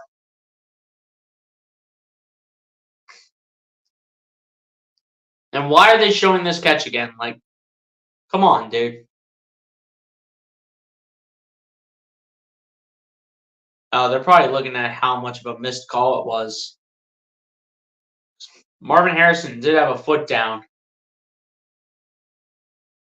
So they must have missed that call. So Jaden Fielding will kick it down here to the Fighting Irish to begin the second half. Notre Dame does get the ball after Ohio State went ahead and started with it since they were the visiting team. They did get to choose, and they chose to receive in the first half, so Notre Dame will receive in the second half. And the second half between Ohio State and Notre Dame is underway. Starting out with a touchback here. Notre Dame will take it from their own 25. And coming back onto the field here for the Notre Dame Fighting Irish will be Sam Hartman and the Notre Dame Fighting Irish offense.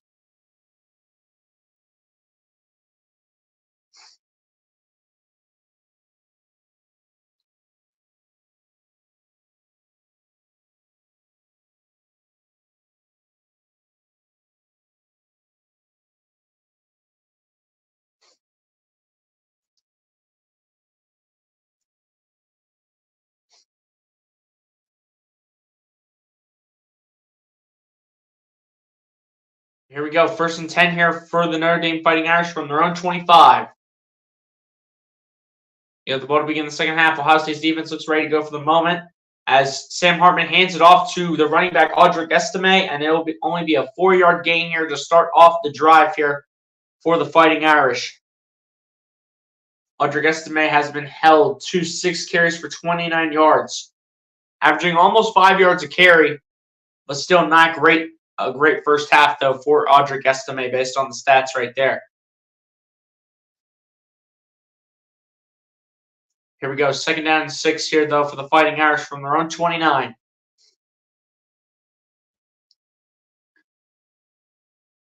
Sam Hartman takes the snap, looks, fires, completes the pass, and it will be a 1st down for the Fighting Irish. And it'll once again be the tight end, number 88, making the play here for Notre Dame, picking up the 1st down.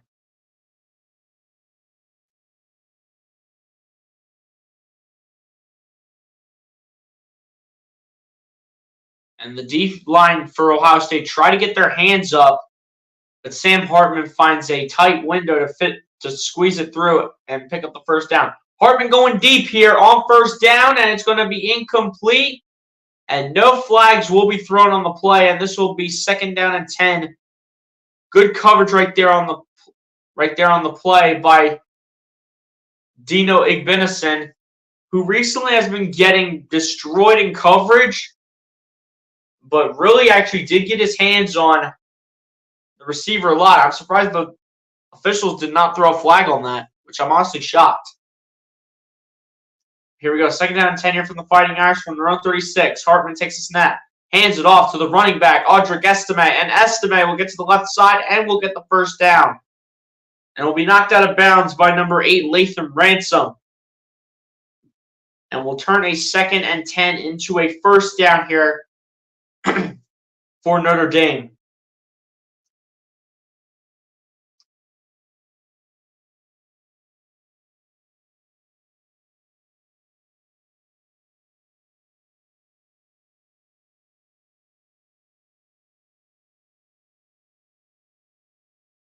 So, yeah, that's a good run right there by number 7, Audric Estime.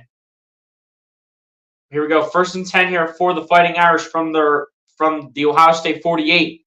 Hartman hands it off to number 12, and number 12 will get around the side. And the running game from Notre Dame starting to click here early on in the second half, as that will be a game of about probably 7 for the Fighting Irish. It'll be a 2nd down and 3 coming up for Notre Dame. It's a great running play, though, from number 12, as he was tackled on the play by Tommy Eichenberg.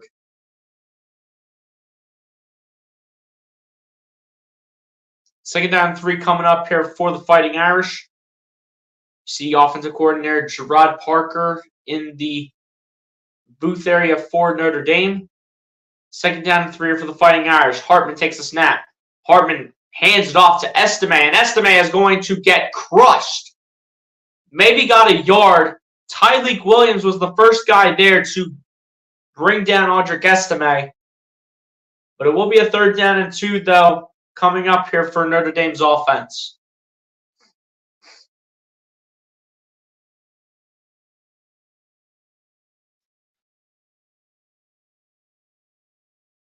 Here we go from the Ohio State 40.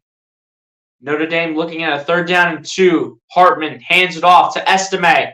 Estime looks like he's not going to get it. Looks like he's going to be short by maybe a couple inches. He is short by inside a yard. Do not be surprised if Notre Dame does go for it here. Looks like Ryan Day's telling his guys to get at the line, and Hartman's running, and that is a huge stop for this Ohio State defense. Huge stop on the play. And Ryan Day is all fired up saying, let's go. Latham Ransom was a part of that conversation. Holy cow, what a play. That was actually Sonny Styles and Latham Ransom making a play. And for the 2nd time tonight, it is a turnover on downs for the Notre Dame Fighting Irish. And Ohio State will take over with great field position to go down the field and score. What a play from Sonny Styles and Latham Ransom. What a play. What a play from Sonny Styles. I think it's Sonny Styles, and not that's Lorenzo Styles.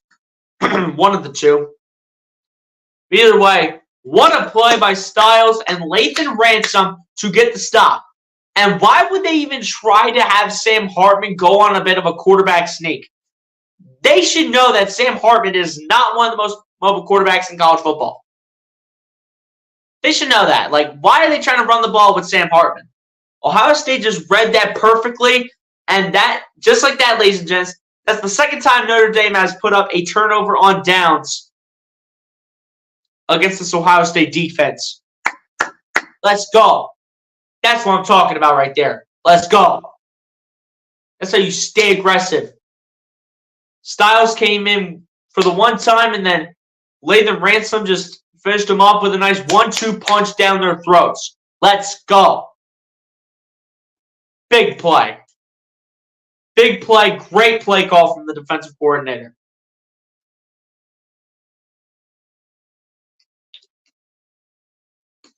Great play.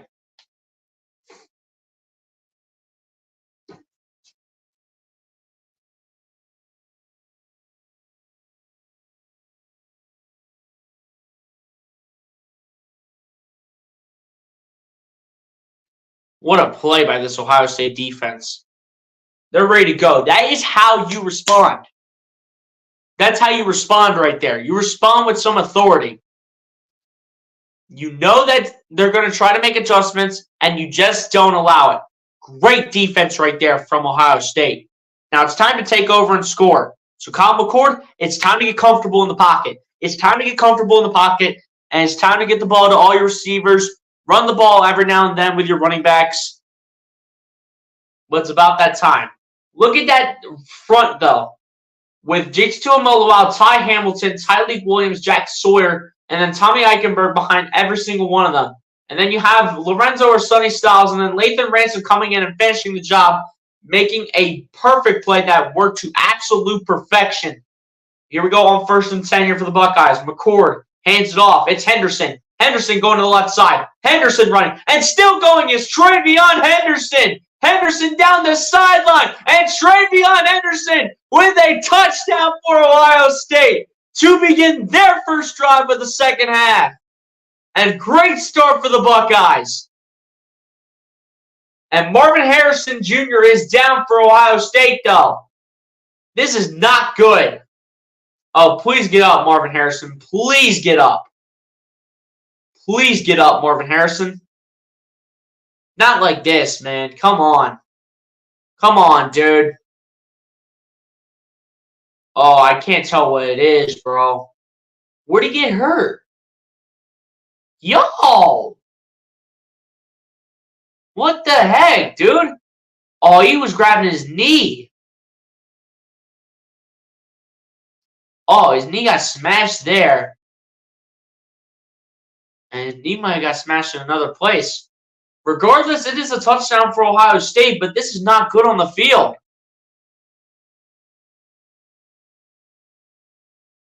Like, dude, not like this, man. Not like this. No, no, no, no, no. Regardless, it will be a touchdown for Ohio State, but that is terrible. Not like this can you have Marvin Harrison going down.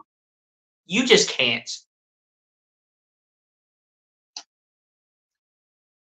Whoever's still in here, ladies and gents, put prayer hands in the chat for Marvin Harrison. Put prayer hands in the chat for Marvin Harrison, because this does not look good whatsoever. Regardless, though, it is a touchdown for Ohio State with that TreVeyon Henderson run. I'm taking my hat off to pay some respect to Marvin Harrison Jr.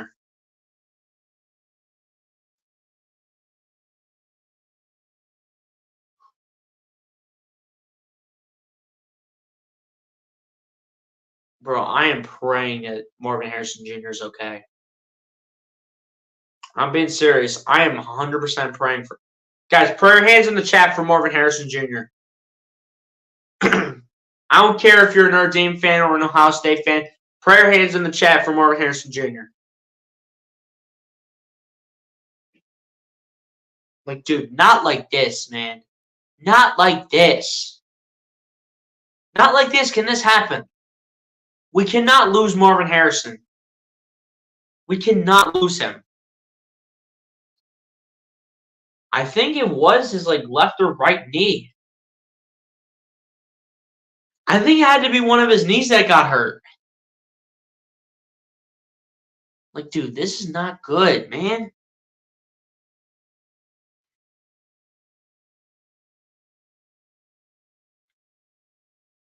Oh.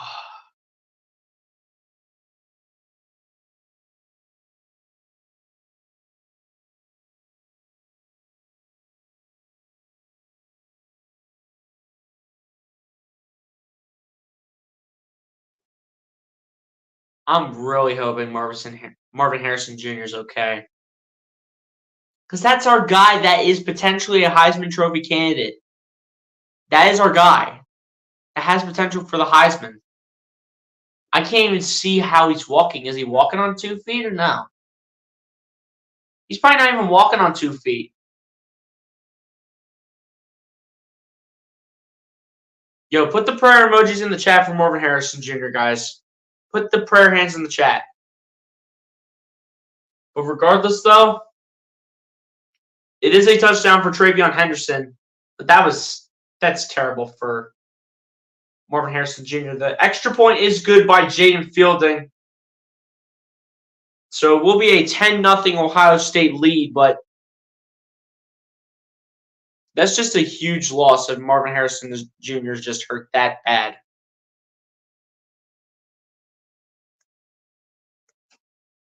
Which I really hope he's not. Because not like this, man. Not like this. We can't have it happen like this, dude. We just can't. Like, dude, not like this, man. I mean, I'm happy. I'm happy that Travion Henderson got the touchdown. But I really hope Marvin Harrison is okay. Because that's our guy that is contending for the Heisman. And you never know. This man, Marvin Harrison, might be out the rest of the game.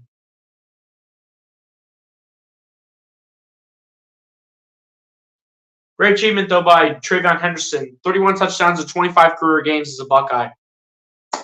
Great job tonight by Travion Henderson. As this will be a touchback here for the Fighting Irish. That's right, guys. I'm keeping my hat off for a little bit longer because I am paying my respect for Marvin Harrison Jr. Like I said, that dude has a shot to win the Heisman. I'm probably taking about 10 more seconds, and then I'm putting my hat on. Right back on.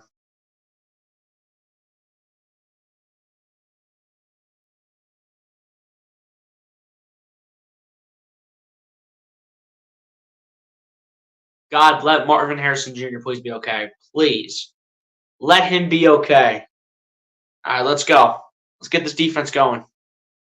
Let's win this game for Marvin Harrison Jr. and hope he's okay for next week. Actually, we have a bye, so he's got 2 weeks to recover from the injury. So here we go. Sam Hartman takes a snap, and that is just going absolutely nowhere from the running game. That is going to be Michael Hall making the play here for this Ohio State defense. And just like that, a second down and long coming up here from the Fighting Irish offense. Michael Hall making it look easy. Getting around the offensive lineman. Eichenberg was there to help a little bit to prevent the blocker from coming, and Michael Hall just did the rest. Here we go. Second down and 8 from the Notre Dame 27. Hartman takes a snap. Hands it off again to the running back.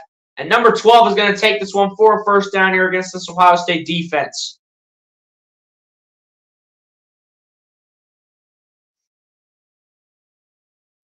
Come on, guys. We got to be right with our running defense consistently, like every play.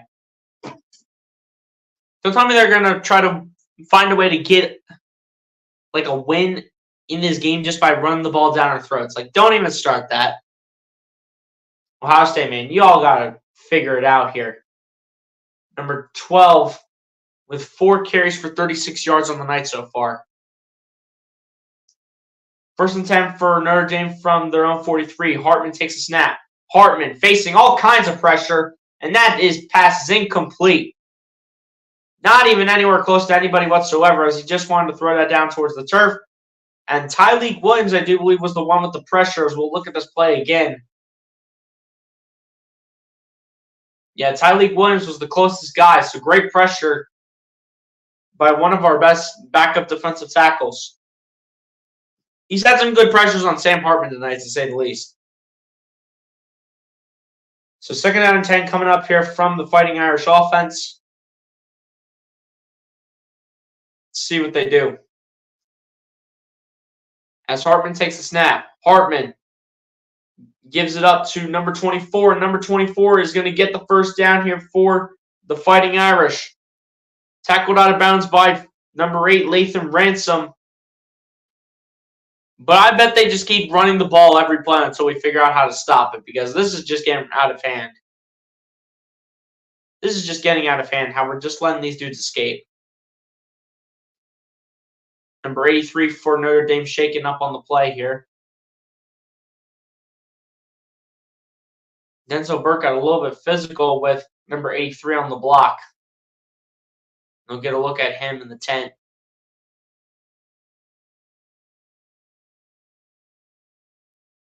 Nine minutes and 35 seconds left to go here in the third quarter. First and 10 here for the Fighting Irish coming up.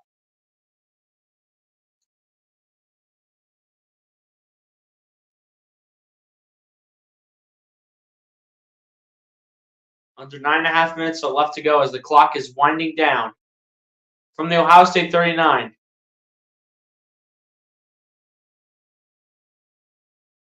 Hartman takes a snap. Hands it off again. And there's going to be a gain of about, I'd say, probably about 3 or 4 yards by number 12 yet again here for the Fighting Irish offense. And I expect a second down in either 6 or 7 coming up for the Fighting Irish.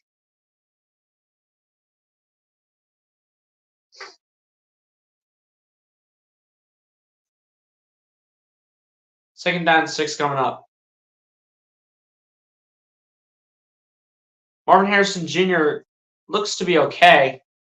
But Sam Hartman going on an HB toss to number 12, and number 12 is going absolutely nowhere.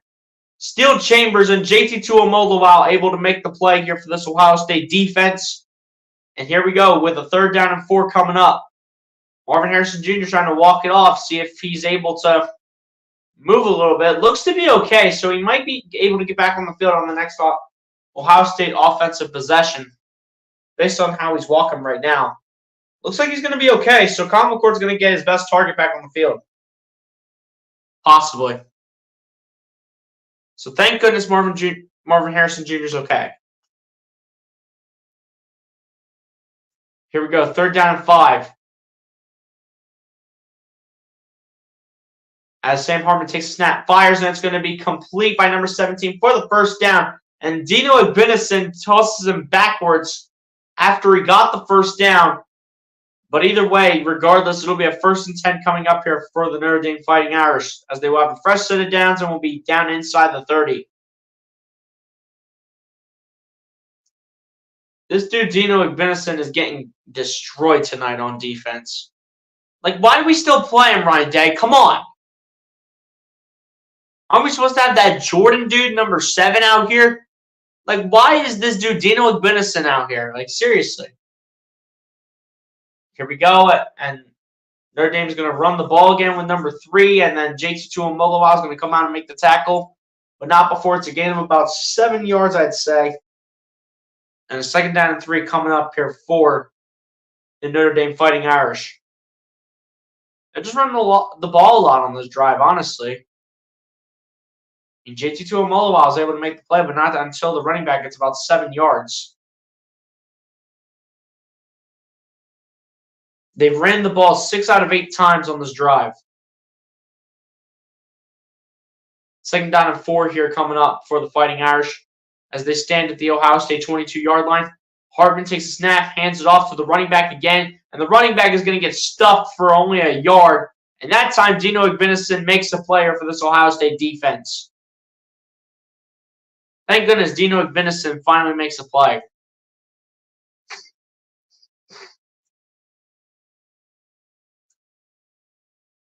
Dino Igbinison, man, prove me wrong. Prove me wrong about you. About everything I said about you, prove me wrong at some point. Here we go, 3rd down and 3 here coming up for Notre Dame from the Ohio State 21-yard line. As Hartman's going to hand it off, and it is going to be a 1st down for the Fighting Irish. As once again, Notre Dame's running back was able to pick up the 1st down with ease. But at first it didn't look that easy, but was then able to pick up that 1st down with a small gap that he found before being tackled by, I do believe it was Steel Chambers. No, that was Lathan Ransom.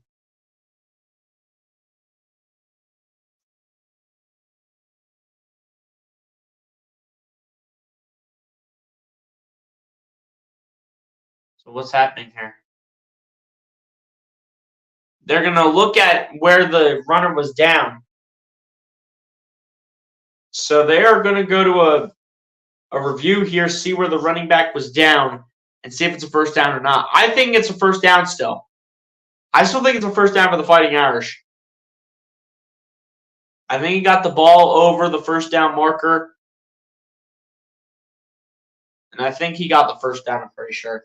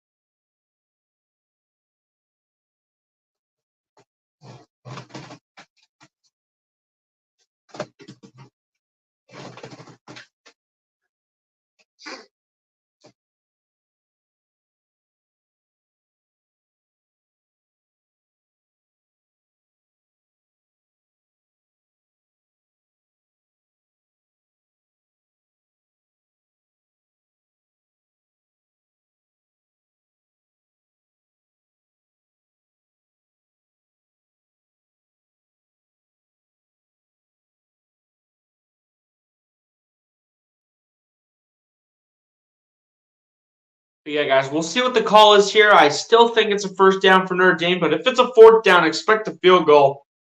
No matter how close they are after Notre Dame has turned over the ball on downs twice in this game. If it is somehow a fourth down, expect Notre Dame to take a field goal.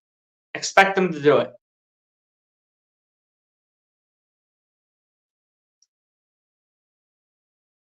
Just expect a field goal here by Notre Dame if somehow in the world this is not a first down. Because I honestly don't think it is a first down. Actually, I don't think it's a fourth down, I should say. I think he got the first. Just don't be surprised if it's a first down call. Ooh. He actually is short. The knee was down. The ball's not over. It looks like he might be short, actually. When you look back at it, might have looked like he was short. But it is a first down, actually, for the Fighting Irish. So Notre Dame looking to get on the board. Hartman takes a snap. Hands the ball off to number 24. And number 24 only getting a gain of about 2 yards. Leading to a second down and 8 coming up here for the Fighting Irish.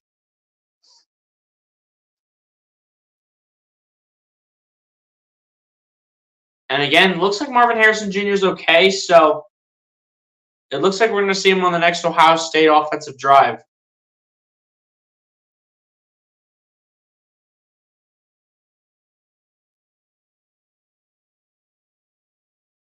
Here we go. Second and 8 here from the Ohio State 16-yard line. Hartman takes a snap, fires, completes it, and it is going to be down inside the 1. And this will probably be a touchdown eventually coming up here from Notre Dame, so expect a 10-7 score. Unless if Ohio State comes with a heavy blitz and can make 3 plays on Notre Dame to get the stop. This dude, Dino Igbinison, I just don't know why I ever have confidence in this dude. Like, why does this dude even get on the field?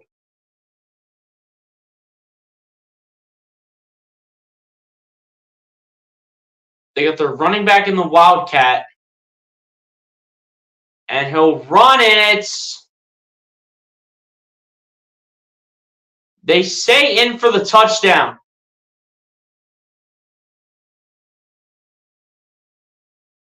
So they call a touchdown here for Jabran Payne.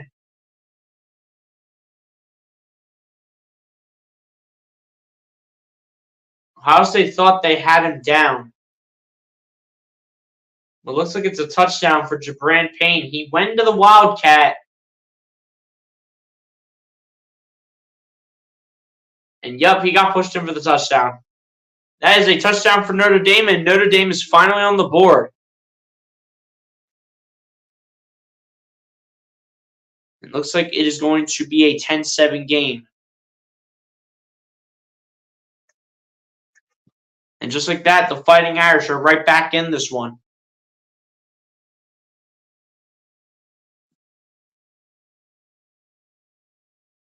All right, it's time for Kyle McCord to get in his comfort zone. As the kick is up for the extra point, and the kick is good to make it a 10-7 game and a 3-point game here in Notre Dame as they finally get on the board here in the second half.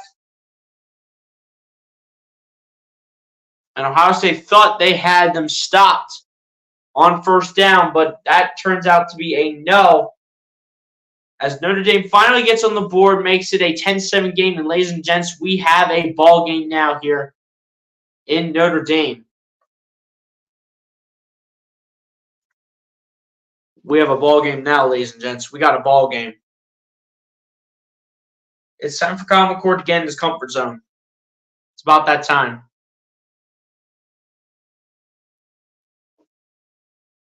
It's about that time for Kyle McCord to get in his comfort zone. It's been that time, honestly.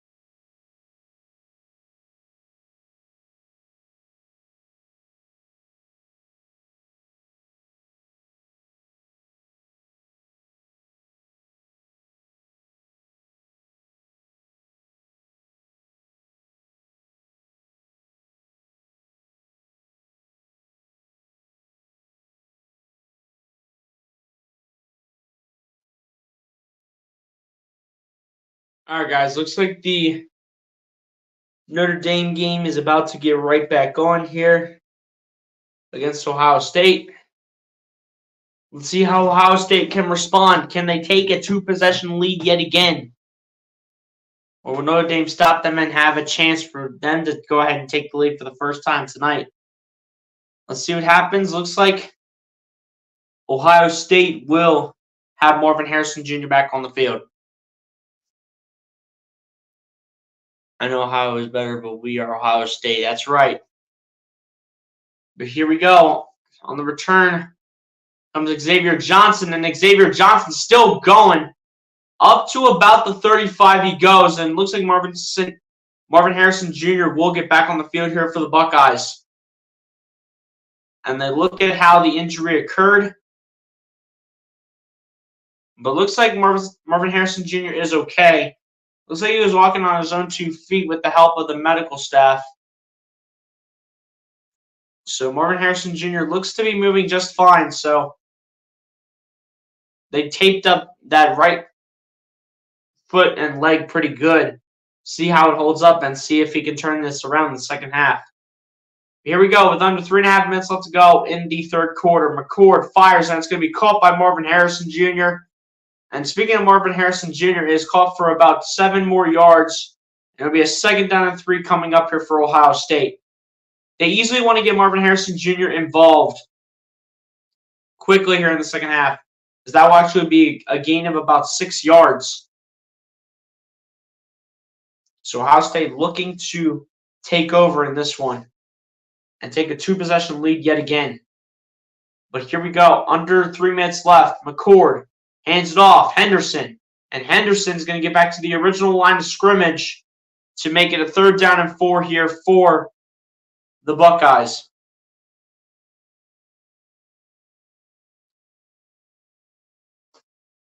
Penn State's doing well today. I'm sure they are. I haven't seen an update on the game, but I'm sure they're doing well against Iowa. But here we go. 3rd down and 4 here for the Buckeyes. McCord for the moment with an empty backfield. Now Henderson will come over. 3 receivers left, 1 to the right. McCord going to dance. McCord going to try to get away. Just going to throw it up for grabs. And it's going to be caught by Stover. And Cade Stover still running. And Stover, was he down or something?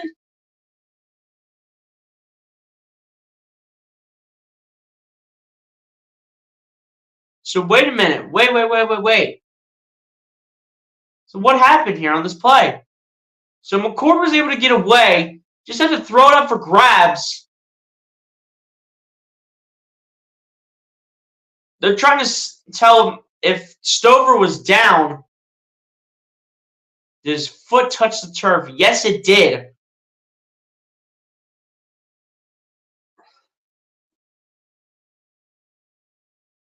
Stover touched the ground and was down by contact, so it will be down, but a 1st down here for Ohio State. McCord firing down the middle of the field, and it's caught by Abuka. And Abuka with the 1st down here for the Buckeyes. And Kyle McCord looking to get comfortable here and looking to settle in some more. And Abuka's looked like one of the best receivers tonight. Stover, however, has been able to put on a little bit of a show. McCord focusing on his accuracy here, not trying to focus on the touchdowns, letting the running game do the work, but eventually get that figured out, hopefully at some point in this game. As McCord takes a snap, goes on play action, fires down the right sideline, and it's going to be incomplete for Marvin Harrison. Better be careful with that right leg, though. Got to be careful with that right leg, though. Got to be careful with that. And he almost actually reeled this in for a catch. If he's got a second hand on it, that's probably a touchdown. If not that, it's pretty close. I mean, he did had to dive for it a little bit, so it might have not been a touchdown. Here we go with the minute 17 left to go here in the 3rd quarter. McCord and the Buckeyes currently stand at the Notre Dame 40. McCord was under center, now goes in shotgun. McCord hands it off to Chip Trayanum. And Trayanum going absolutely nowhere. Only getting a yard on the play will result in a 3rd down and 9 coming up here for the Buckeyes. The clock will run down, keep on ticking. 3rd down and 9 coming up here for Ohio State. Need some yards right here for the 1st down. Need 9 to be exact. And McCord has Chip training him in the backfield. McCord takes the snap and shotgun. McCord dancing, fires down the middle of the field. It's caught. Once again, it's a 1st down. And once again, guess who it is, folks? It's Emeka Egbuka. But a flag is on the play. What's the flag for? What's the flag for? Come on, don't tell me this is going to be a longer 3rd down for the Buckeyes. Don't. What? What's the problem here?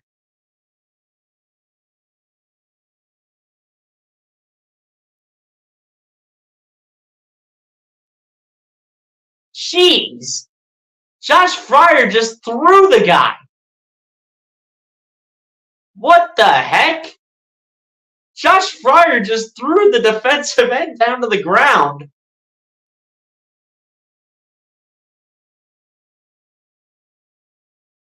Is it on Josh Fryer? Yeah, it's a 3rd down and 24. I need this to Marvin Harrison. Like, let's go. I need someone going deep here. The Buckeyes are currently 6 of 10 on 3rd down. Notre Dame is 4 of 8.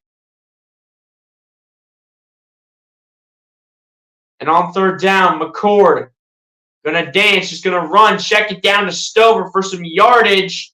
And obviously wasn't going to get the 1st down. But they will take some yardage here to get in better position. And that will take us to the end of the 3rd quarter with Ohio State up only by 3, though, this time with a 10-7 lead over the Fighting Irish. But can Ohio State hold on as the 4th quarter will be coming up soon here for the Buckeyes? They will punt it to Sam Hartman and the Notre Dame Fighting Irish. But will the Fighting Irish take their opportunity as we go to the 4th quarter with the Buckeyes up by 3?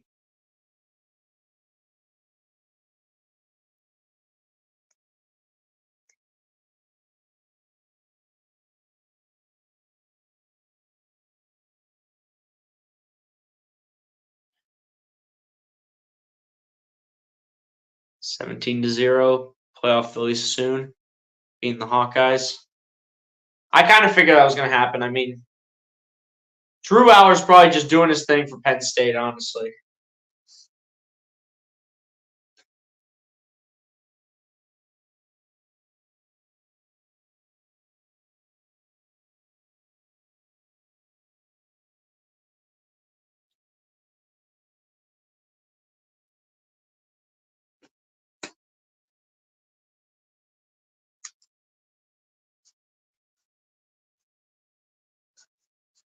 All right, guys, one more quarter. Let's go.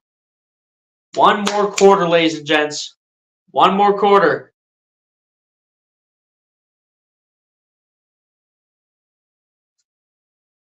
And hopefully take down the Notre Dame Fighting Irish. Got to hold on to it, though. We still got 15 minutes to play. Got to hold on to it. We're likely to go ahead and punt the ball to begin the 4th quarter. So Sam Hartman will have his opportunity here for Notre Dame to go down the field and score. But Ohio State's defense, I'm going to wake up. Let's go. They're going to play aggressive every step of the way. Let's go.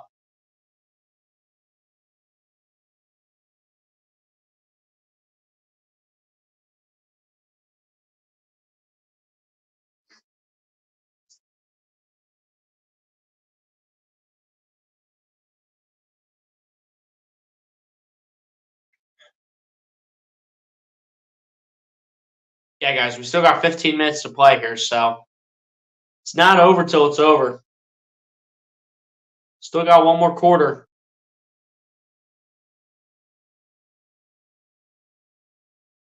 Still got one more quarter, ladies and gents. Let's go.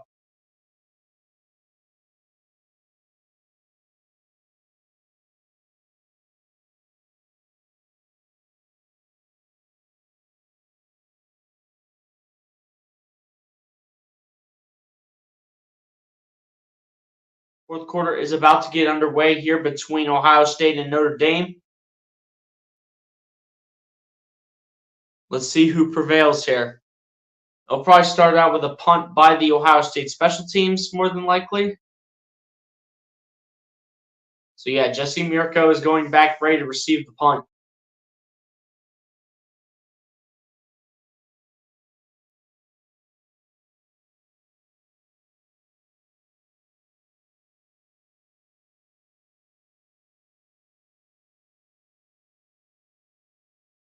It's a good snap.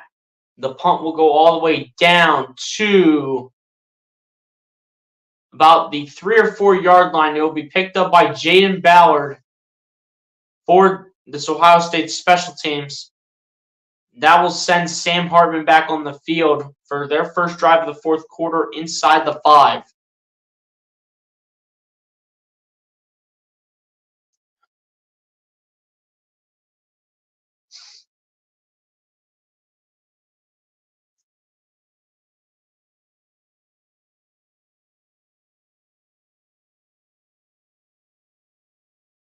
All right, defense, let's go. Overall, Notre Dame has 136 rushing yards of offense tonight with a touchdown that came earlier by number 3 for the Fighting Irish. And this will be a jet sweep here to number 19. And number 19 on first down will get a gain of about, I'd say probably about 4 for a second down and 6 coming up here for the Fighting Irish. I would think that's how many yards they got on first down. They actually only got 3 yards. So it'll be a second down and 7 here for Notre Dame.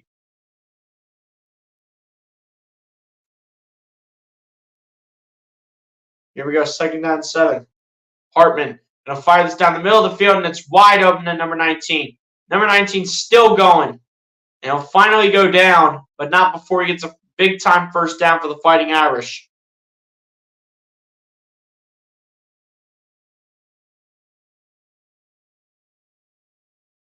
And Sam Hartman couldn't find anyone, but he found a last-second option and then just threw it perfectly, where they will go ahead and be down at about the 35-yard line of their own territory.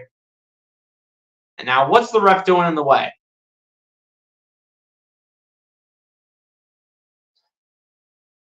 You got 1 receiver to the left, 3 to the right.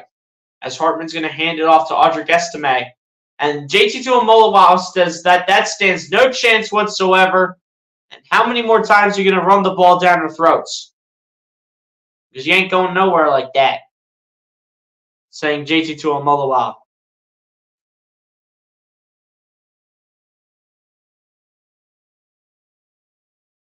And then Eichenberg got in there too. Fourth quarter rushing this season so far for Audric Estime.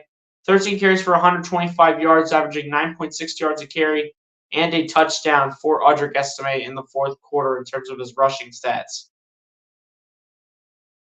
And on second and 10, Hartman dancing and lofted down the left sideline, and it is broken up, incomplete, and no flags are thrown on the play.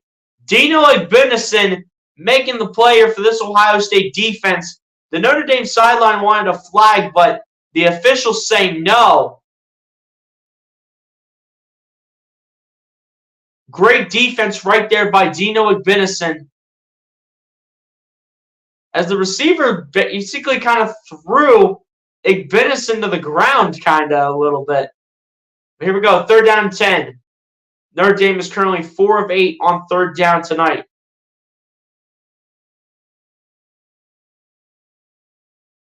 And on third down, Hartman in the pocket, fires down the middle of the field, and it's caught again. How many times do I got to say it? When you leave Sam Hartman a clean pocket, he is making a throw 90 to 95% of the time. How many times do I got to say that? And, of course, on a third and 10, you blow it, and you let him fire it to his tight end right in the middle of the field for the first. Come on, man. That was our chance to take over again. That was number 88, Evans, picking up the first here for the Fighting Irish. Here we go. 1st and 10 for the Fighting Irish from the Ohio State 40. Hartman takes a snap, hands it off to Estime. Estime trying to run with the ball, gets a gain of about 6 or 7. I don't know how it could be 3rd down here for Notre Dame. It should be 2nd down.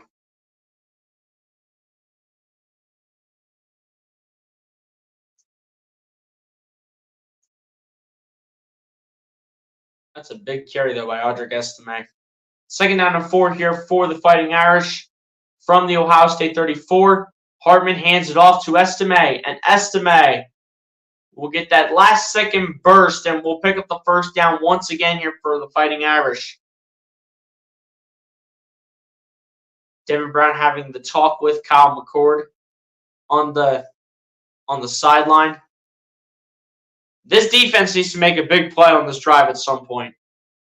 That 3rd down and 10 should have honestly been dropped. When Sam Hartman went ahead and threw it to the tight end. Should have dropped that, honestly. Here we go. 1st and 10 for the Fighting Irish from the Ohio State 30. Hartman takes a snap. Hartman going to loft it down the left sideline. It's incomplete, but I think this is the one where they're going to get a defensive pass interference on Dino Igbinison. As he's got his hands all over him.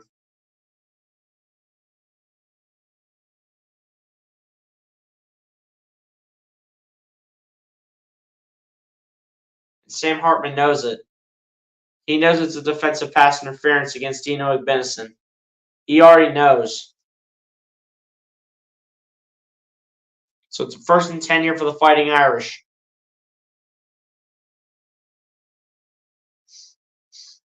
They catch him that time for the defensive pass interference. We're going to need Kyle McCord to go out and really do his job. He has to do his job right here, assuming Notre Dame does score. Which they probably will because they have Sam Hartman at quarterback, and they got an experienced guy. And on this one, did they get a timeout off?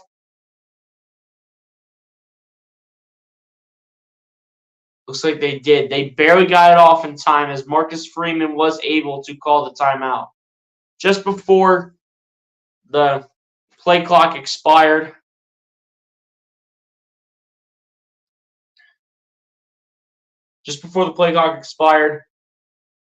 Marcus Freeman was able to go ahead and call the timeout here for Notre Dame.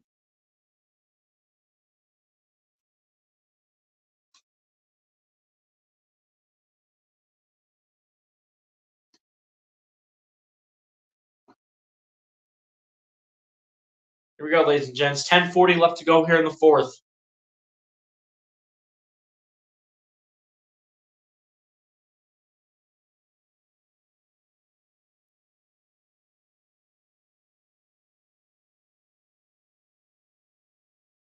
Everyone on the sideline for Ohio State looking for a stop. 1st and 10 here for the Fighting Irish. Hartman takes a snap. Hartman hands it off to one of his running backs. It'll be probably a gain of about, I'd say, 6 yards. It'll be a 2nd down and 4, I do believe, coming up here for the Fighting Irish.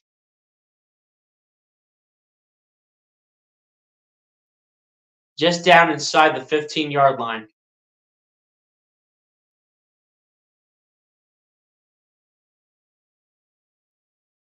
Second down and 4 coming up.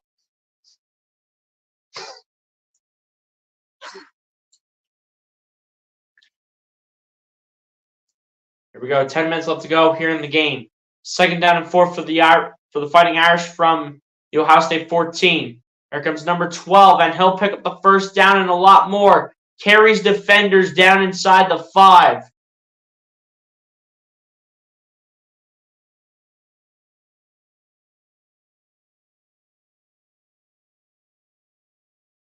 I don't know why Ohio State's pointing in the other direction like something happened. There's no way a fumble could have occurred, right?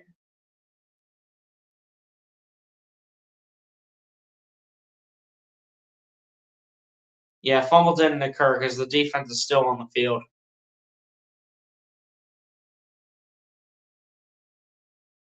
Here we go. First and goal here from the Fighting Irish.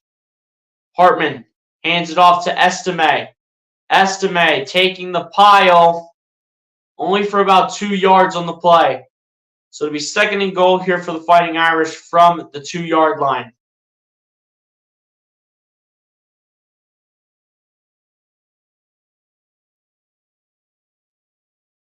24-0, of course. Smacking Iowa right in the mouth. Penn State gets the ball right back. Rain there at our game, I'm sure.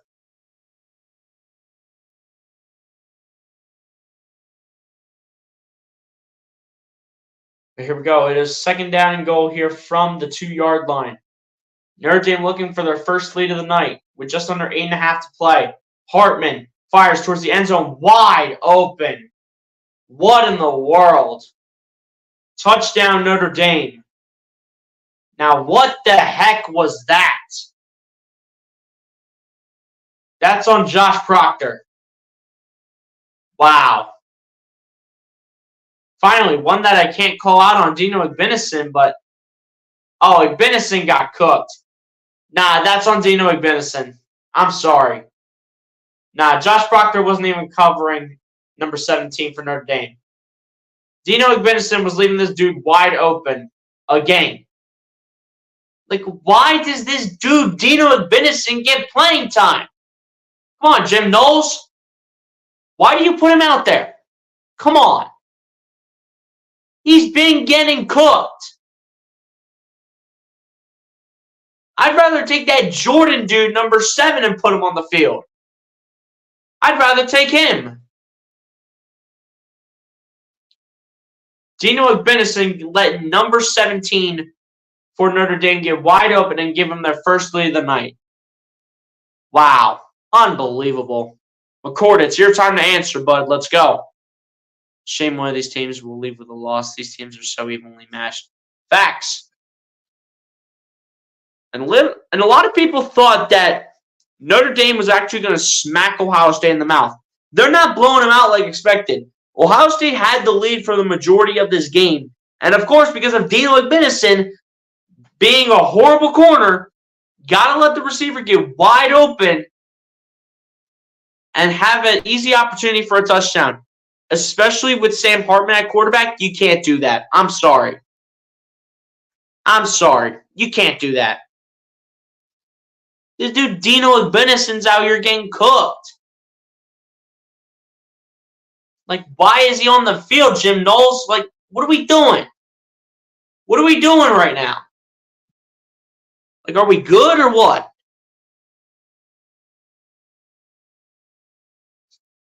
Arkansas LSU tied up at 31 5 minutes. Yeah, that's crazy.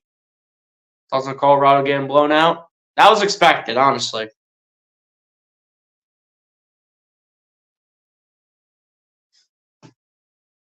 Kyle McCord, it's your time, buddy. The time for you to respond is now. Let's go. But I'm sorry, dude. That one play right there, that play for the touchdown, that's on Dino Igbinison. Like, I'm telling you, why does this guy keep getting playing time?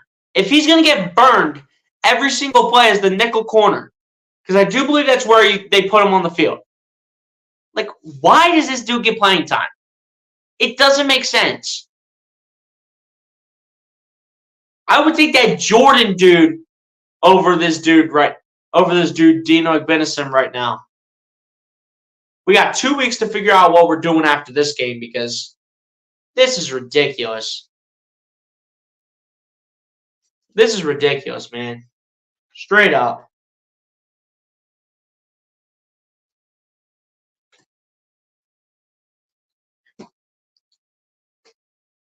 We're getting blown out. I'm sure they are. Sure they are, Star Wars 99. All right, Kyle McCord, it's time to respond right here. Let's go.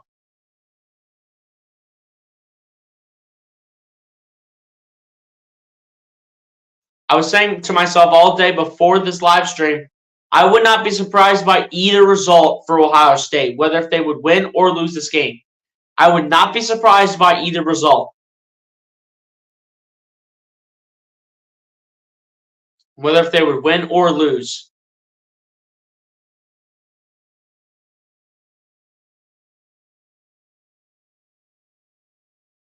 But it's time for Kyle McCord to go out there and respond. How will he respond? We're going to find out on this drive. Kyle McCord, you got to be flawless all throughout. You have to be flawless right here on this drive. There's no ifs, ands, or buts on trying to hold back. You cannot hold back on this drive. Control the clock at all costs. Let's go. Control this clock. You got 8:22 to work with. And McCord going on the fake jet sweep. McCord going to dump it down to the first reception of the night for Julian Fleming, who only gets a yard on the play, who goes down by number 20 for this Notre Dame defense.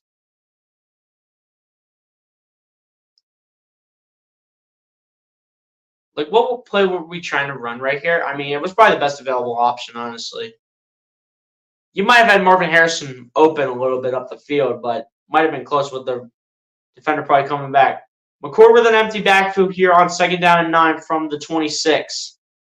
McCord looking, dancing, gets away. McCord just having to throw it up for grabs. It's going to be caught. Looks like by Cade Stover. And it's going to be about a 3rd down and 6 here for the Buckeyes. And McCord, you got to pick this up right here. Let's go. You got to pick this up right here. Come on.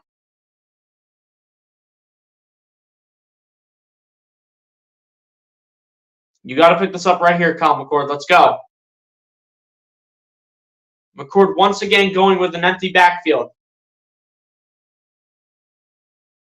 McCord takes a snap. McCord fires wide open. And there he goes for days.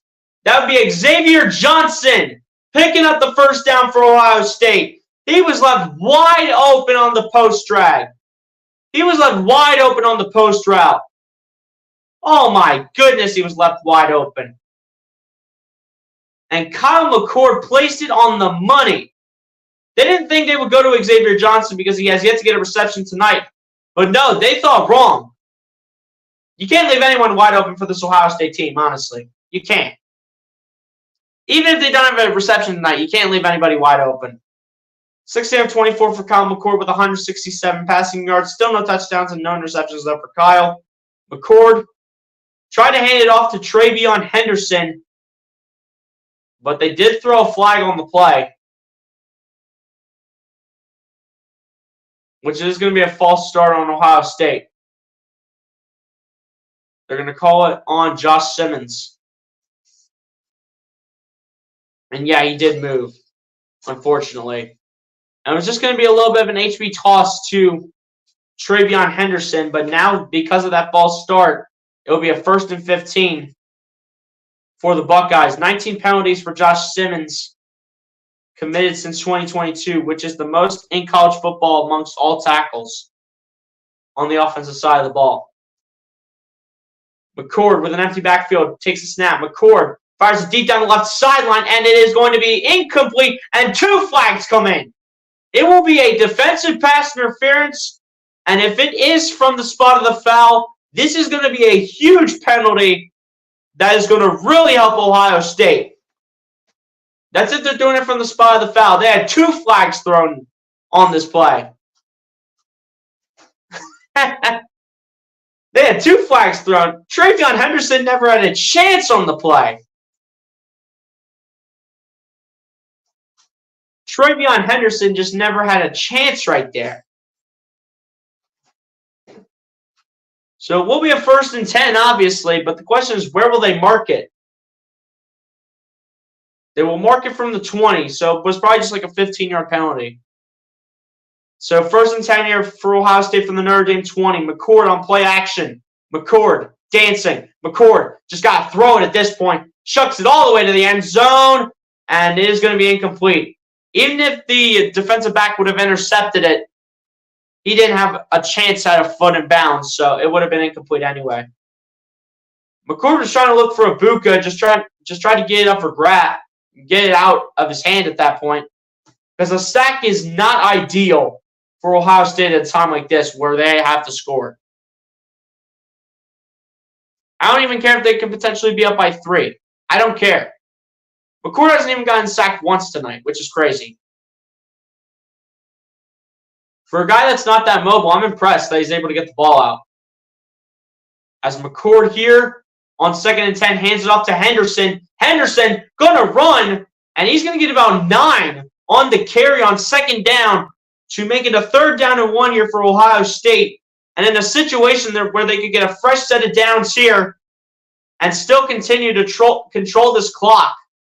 Great balance, though, by Travion Henderson. And he was like, I was so close to getting the first down. He's like, I should have had the first down, potentially even the touchdown. It's all right, though, Travion. Just focus on that first down. Get us that new set of downs that we need here. Let's go.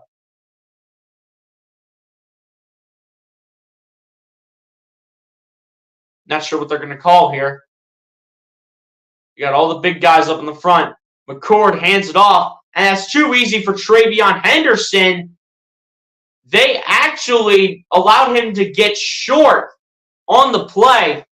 So it'll be a short of the first down here for Travion Henderson.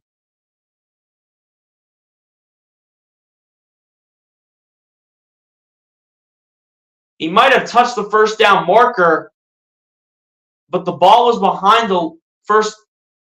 He might have touched the first down marker, but the ball was behind the first down marker.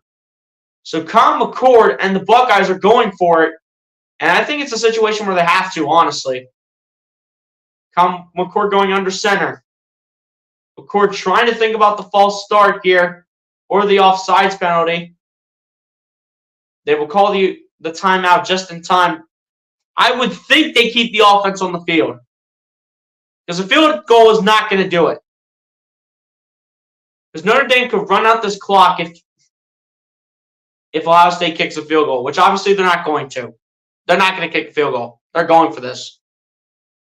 They're like a couple inches short.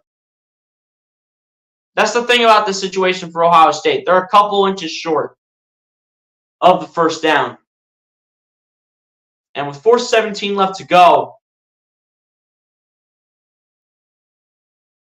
Ohio State has an opportunity to keep the drive alive. Ohio State's offense is hoping to pick it up. And Ryan Day steps on the field to talk to his guys for a moment. Plan out how they pick up the first down on the play. On this play right here.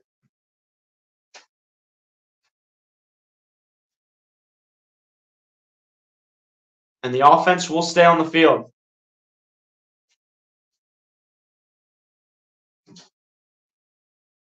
Fourth and inches here for the Buckeyes. They're 0 for 1 on 4th down here tonight. Very risky play. This could be the game right here.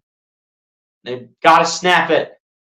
McCord gets it to Ibuka, and Ibuka is stuffed. They did not get it.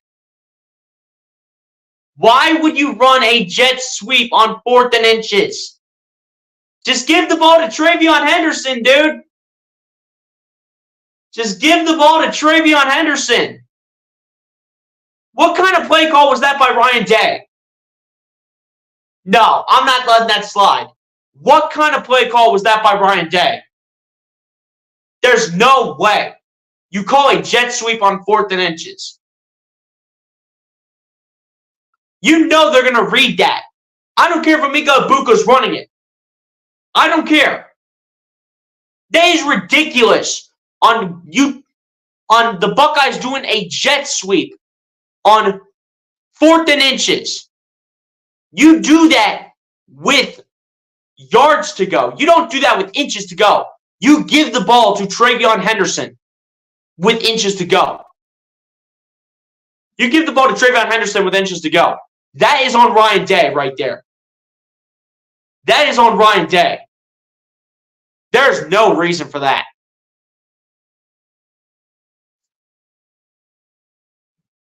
This defense needs to hold up as soon as humanly possible. Get all the pressure on Sam Hartman.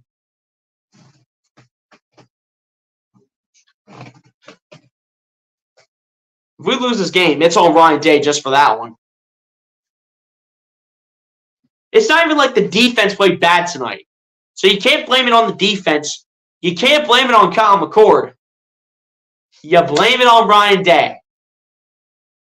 Just for that call. Just for that call for a jet sweep on 4th and inches. Like, let me do this real quick. Can I just do this? Like, Ryan Day, are we serious right now? A jet sweep on 4th and inches. A jet sweep on 4th and inches. You cannot make this stuff up.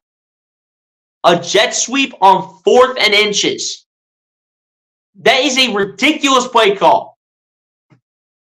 You need to hand that off to Travion Henderson on 4th and inches. I don't care how many linemen are coming up on Ohio State's offense. I don't care how many D linemen are coming up on Ohio State's offense. I don't care. That's a terrible play call by Ryan Day. Like a jet sweep on 4th and inches. Like, that's ridiculous. They had Chip Trayanum back there. I would have took it with Chip Trayanum. You should have knew that they were going to read that play. This is no ordinary unranked team, Ryan Day. This is the Notre Dame Fighting Irish, and that's what you do on 4th and inches. My goodness. Hartman back to pass. Hartman panicking in the pocket. Gets away, fires, and it's going to be caught. For first down by number 17. Yeah, we lose this game. It's on Ryan Day after that one. The only reason this game is lost because of Ryan Day. I don't care what anybody says. After that play call, jet sweep on 4th and inches, ridiculous. Absolutely ridiculous.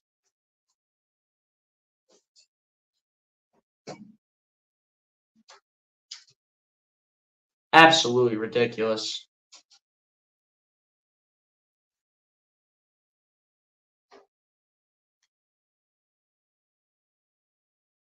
Play clock is winding down. Hartman hands it off to Audric Estime, and at this point, this defense is giving up. This defense is giving up. Honestly. Ryan Day, like, are we serious?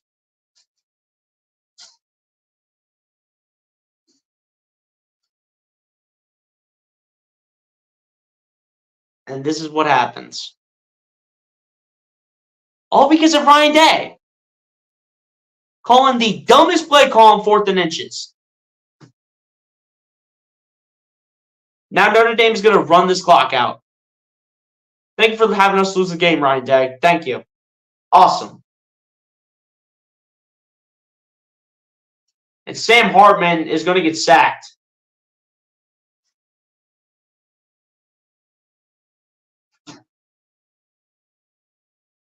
Thank you, Ryan Day, for potentially having us lose this game. Thank you. Ryan Day, stop yelling. What are you yelling for goodness sake? You're going to be the reason we lose this game. Like, why is Ryan Day screaming out there? Oh, because he's being a coach.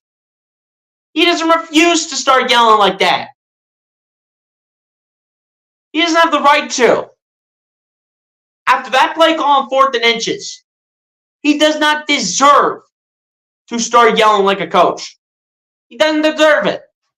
Doesn't deserve to do it whatsoever.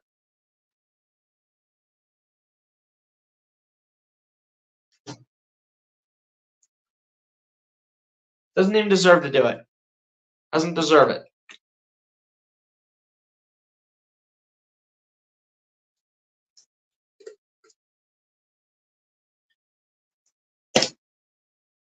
Doesn't even deserve it. He doesn't even deserve to yell at his players like a normal coach after that one. He doesn't even deserve it.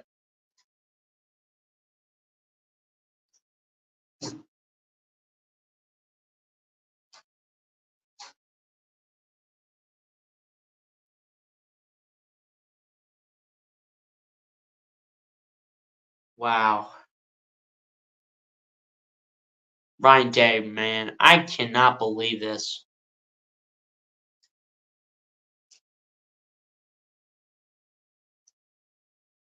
I'm telling you, Star Wars 99, Ryan Day better be fired after that one. That's a terrible call. You know Notre Dame is going to read that.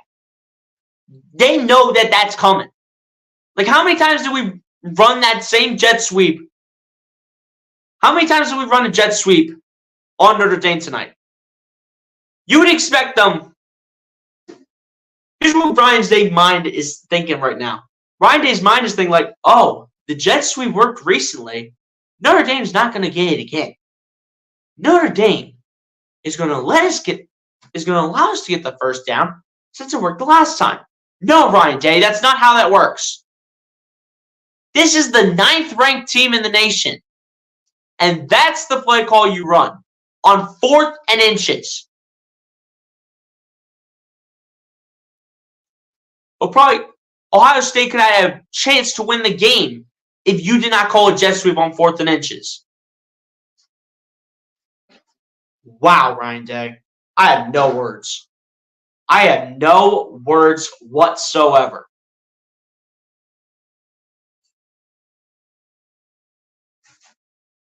I mean, good thing the defense got the Sam Hartman on the play. Ohio State down to their last timeout. 2nd and 15 for Ohio State. Hartman back to pass. Hartman has that pass batted down, incomplete.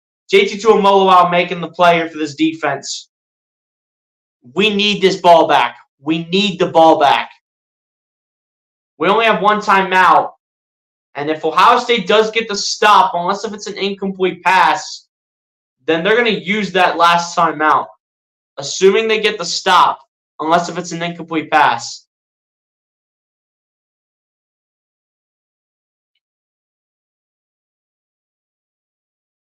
Here we go, 3rd down and 15, potentially the game on the line. Hartman hands it off. Number 3 is going to be short. They're going to make Ohio State use that last timeout. And with... Yo, take the timeout, Ryan Day. What are we doing here? Why are we winding the clock all the way down? I mean, we will get the ball back with, like, plenty of time. So, I mean, it makes a little bit of sense. Get this ball back maybe with, like, close to a minute and a half left to go.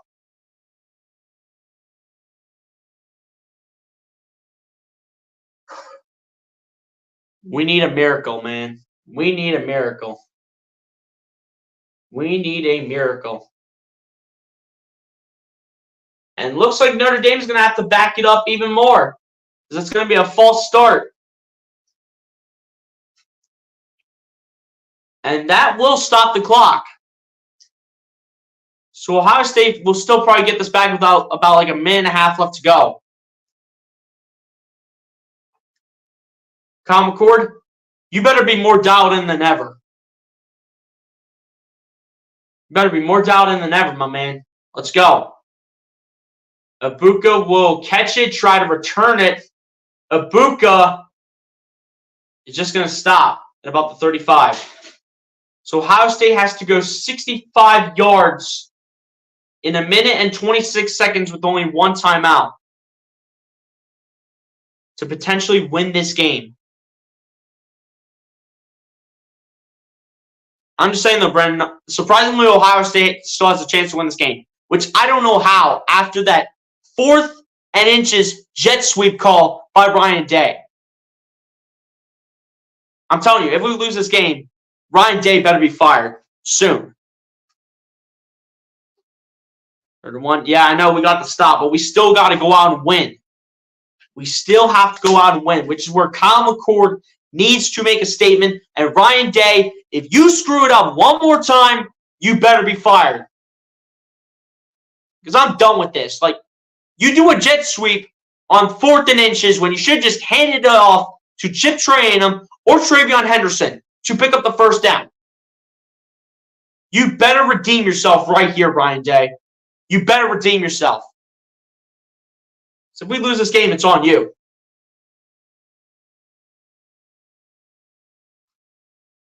Come on. Let's go.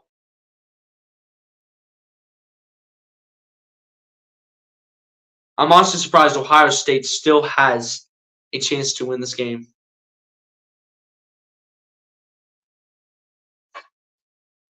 Okay, now this is troll of the night. Here's the thing, Brendan. You give Daniel Jones all that money to get shut up by the Cowboys and to look bad against I think it was like the 49ers. You gave him all that money to get shut up by the Cowboys and get destroyed by the 49ers. Explain how Daniel Jones is better than Jalen Hurts when he literally got shut out by Dallas and got destroyed by the 49ers. Explain yourself. You need to give me some evidence on that one. Like, you don't come in here just saying random stuff just to spit it out there. You need to put evidence behind it when you come in here saying something like that. Ryan Day, you better redeem yourself right here. You do not understand how mad I am at Ryan Day after that last play call. You don't understand. Ryan Day, you better redeem yourself right here. Let's go. 65 yards in a minute 26 with only one timeout. Here we go. Minute 26 starts now. McCord has that pass batted down and incomplete. And Henderson falls on it in case if it was a fumble, but it was ruled an incomplete pass. Like, why are we doing checkdowns? What are we calling here, Ryan Day? Why are we doing checkdowns? Now is not the time to be doing checkdowns right now. We need to throw the ball and run the ball straight ahead.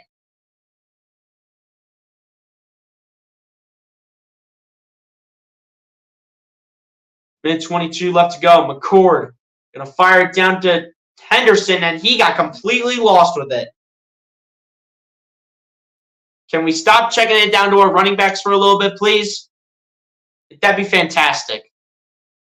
Can we stop checking it down to our running backs? Like, dude, TreVeyon Henderson wasn't even ready for it. Stop checking it down to the running backs. Ohio State's 7 of 13 on third down.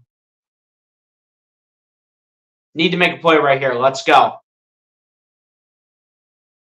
McCord, back to pass. McCord fires in the middle of the field. That's caught. Picking up the first down is Emeka Egbuka, keeping the drive alive for Ohio State. Big play when it matters most, and that is in Notre Dame territory. McCord takes a snap. McCord fires down the left sideline, and that is broken up incomplete. That could have been picked up by number 20, but thank goodness it wasn't, as that was a terrible decision by Kyle McCord. Like, the DB is right in front of Julian Fleming. The DB is right in front.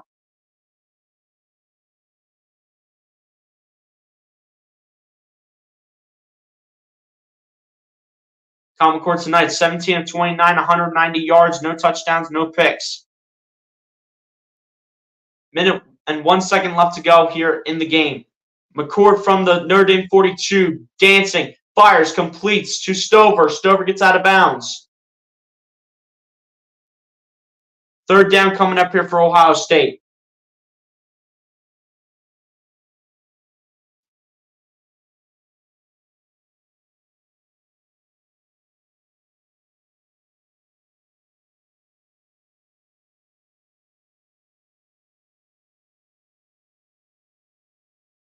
Third and 7. Got to pick up the first right here. Let's go. Got to get to the 32. Let's get it. McCord back to pass. McCord got to throw it. Just had to get it away at that point. Cannot afford to take a sack. And now this is the game right here.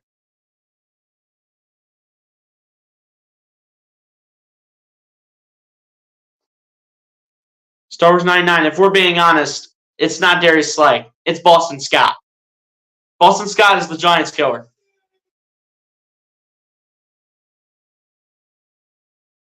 51 seconds left. Potentially the last play of the game, unless if the Buckeyes pick up the first down. 51 seconds to go. They got to get to the 32. They're 0 for 2 on third down. Probably expect this to be a loss here for Ohio State, but let's see. And what in the world just happened? Did Notre Dame call a timeout?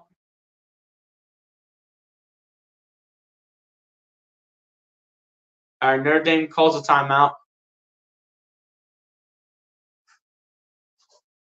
Maybe puts the icing on the cake.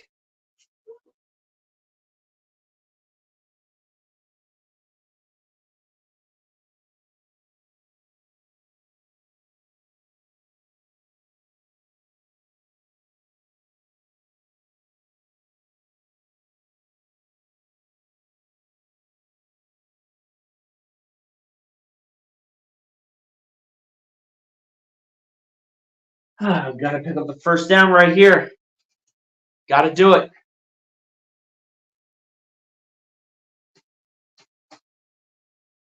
Man, Ryan Day, why are you still talking? What are you still chirping for? You got no right to chirp after a jet sweep on 4th and inches. After a jet sweep on 4th and inches, you got no right to start chirping. Here we go, 51 seconds left. McCord not going under center. McCord takes a snap. McCord fires. It is going to be caught. It's a first down for Fleming, just barely. Just barely a first down for the Buckeyes. And Julian Fleming barely keeps the Buckeyes' hopes of winning this game alive. He barely gets it. 1st and 10 from the 31. McCord takes a snap. McCord fires. Incomplete. Could have been intercepted.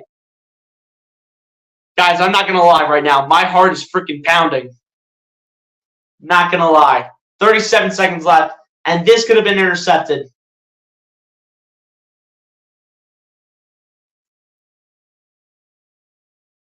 Pass got tipped. Stover thought he had it, and he thought McCord was going to thread the needle with it. But it'll be a 2nd down and 10 from the 32.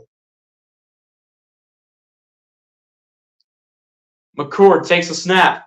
McCord got to fire this one down the middle of the field, and it is caught by Marvin Harrison, keeping the drive alive for the Buckeyes. Big play by Marvin Harrison Jr. When he's had a quiet night, got a little banged up, was able to make a play. McCord down the right sideline on first down, broken up, was not intercepted, thank goodness. And Marvin Harrison is really thankful, especially because he was the intended receiver. Pass was broken up, and thank goodness it was, and was not intercepted. Can't take an interception right now. Can't do it. Be smart with the ball here, Kyle. Let's go. Looks like for the moment we're just going with the pass-heavy offense here. And McCord taking the snap again. McCord having to get away, just needs to throw it away, and barely gets it out. This will be a 3rd down and 10. Should have got sacked on the play right there. 15 seconds left to go.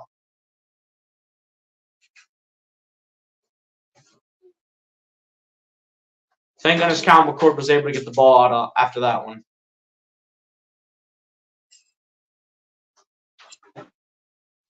And they throw a flag very late, as it's intentional grounding on Kyle McCord. He didn't throw it to a receiver in the area. Man, why is Ryan Day acting so surprised? Don't you know what an intentional grounding is, Ryan Day? Why are you acting so surprised at that being an intentional grounding? Why do you act so surprised? Marvin Harrison Jr. wasn't even in the area.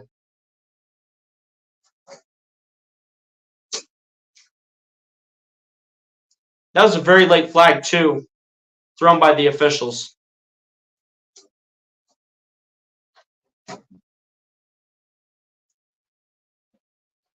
Final timeout being called here by Ryan Day. 15 seconds left to go.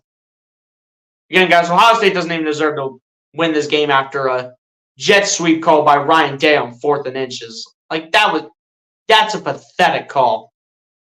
Honestly. They don't even deserve to win this game. 4th and inches jet sweep. Huh.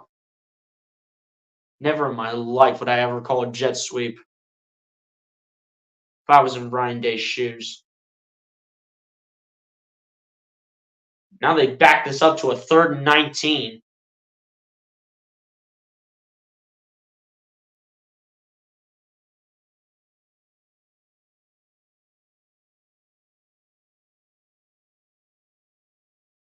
Man, Ryan Day, quit talking, man.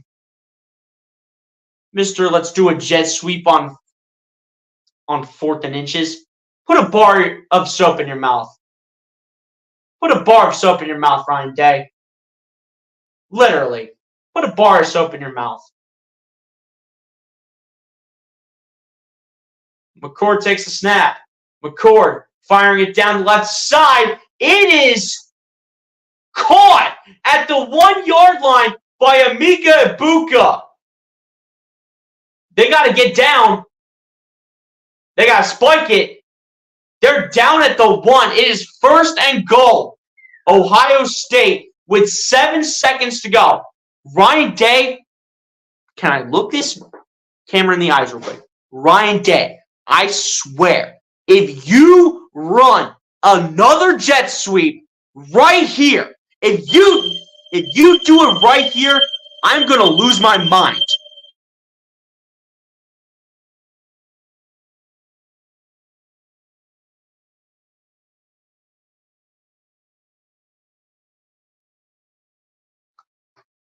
I'm going to lose my mind if Ryan Day runs a jet sweep right here. I'm going to lose it.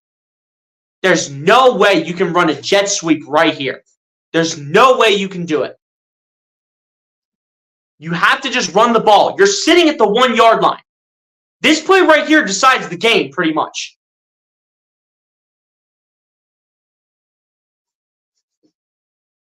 Do not run the jet sweep, Ryan Day.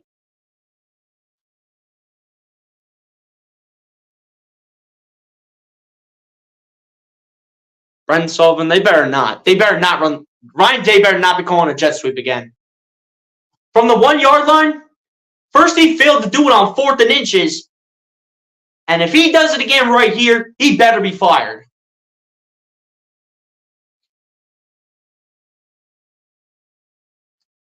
Got to run it in for the TD. Let's go.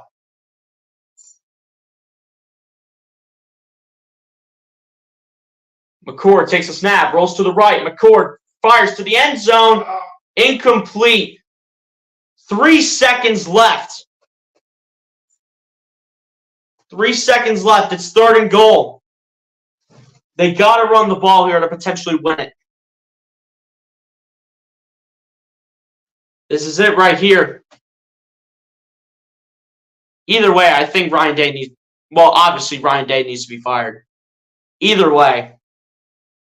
Win or lose, Ryan Day needs to be fired after this one.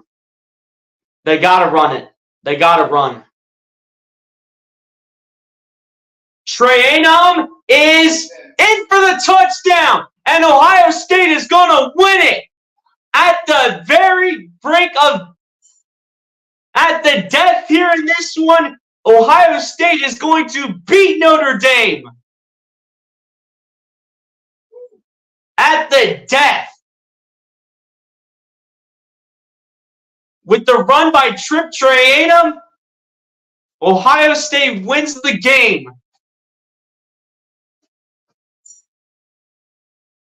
Woo!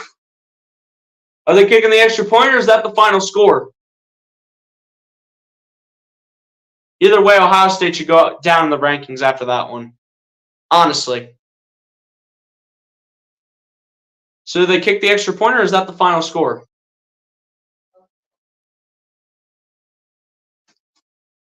Thank you for calling the right play. Chip Trayanum getting it over Thank you for the touchdown, and thank God for the win.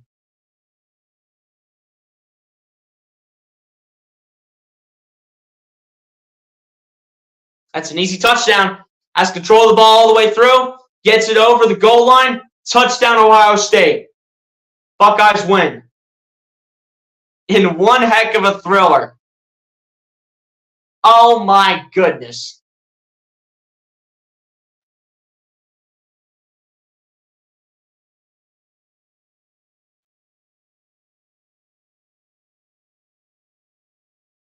And Notre Dame is just stunned after that one. They are just stunned. Why in the world is Ryan Day still chirping? What are we chirping about?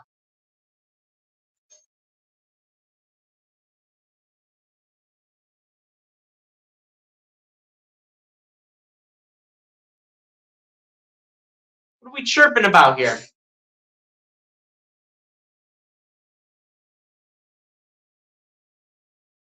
He's got control all the way through.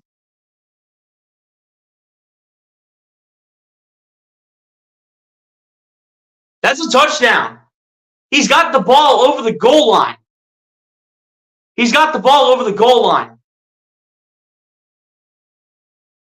He's got it over the goal line. That's a touchdown.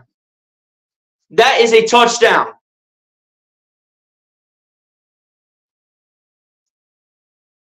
Make it official. That's a touchdown. He's on the goal line.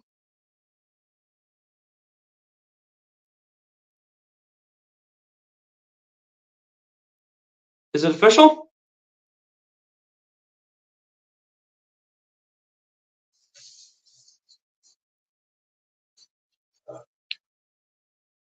News of the ball isn't over. I want you to watch it again from the side angle, Lucas. I want you to watch it again. Because, I think about half the football gets over the goal line if they show it.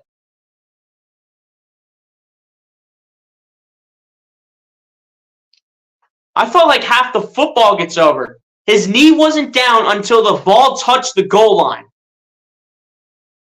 There's no way.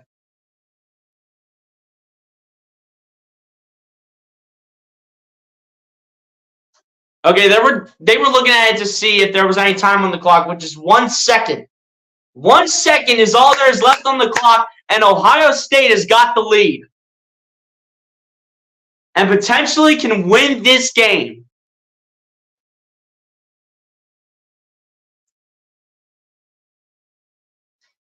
Thank you, Ryan Day, for redeeming yourself. Thank you. He should still be fired, honestly. But thank you for redeeming yourself, Ryan Day. Thank you. 1 second is all Notre Dame has left. Jaden Fielding shouldn't be able to make the extra point, which he does with ease. And with 1 second to go, Ohio State has a 17-14 lead.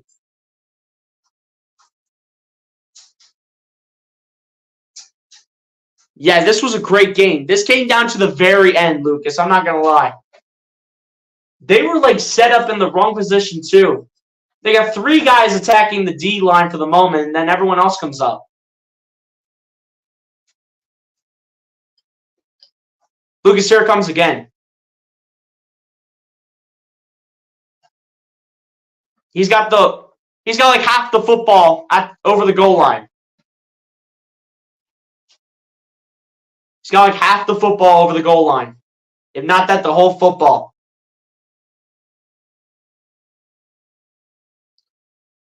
And that will put a silencer into all these Notre Dame fans in the entire stadium. Got 2 weeks to reset, though.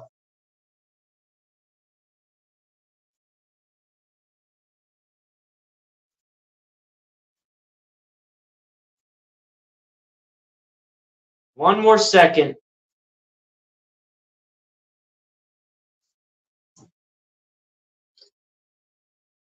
What are they going to do? They're just going to squib kick it.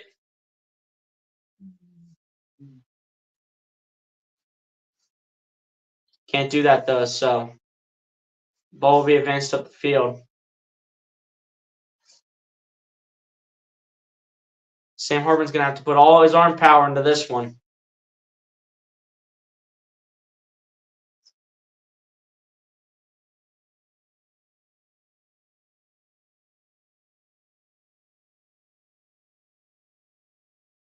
One second left, ladies and gentlemen.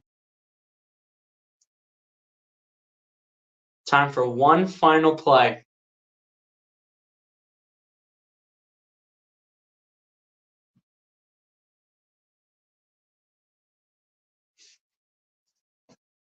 One last play. Pretty much sent everybody back except 4. Hartman. They get to the tight end, over to number 5, and they're going to play the lateral game. Back to Hartman. Hartman going to lose the football. It's going to be picked up. And a flag is on the play. Probably just for something useless.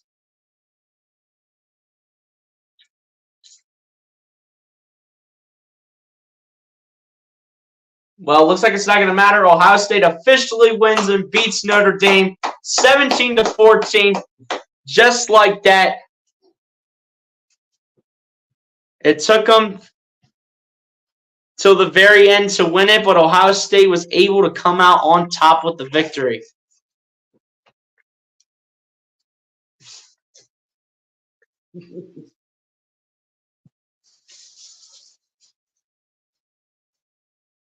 Great game, though, all around.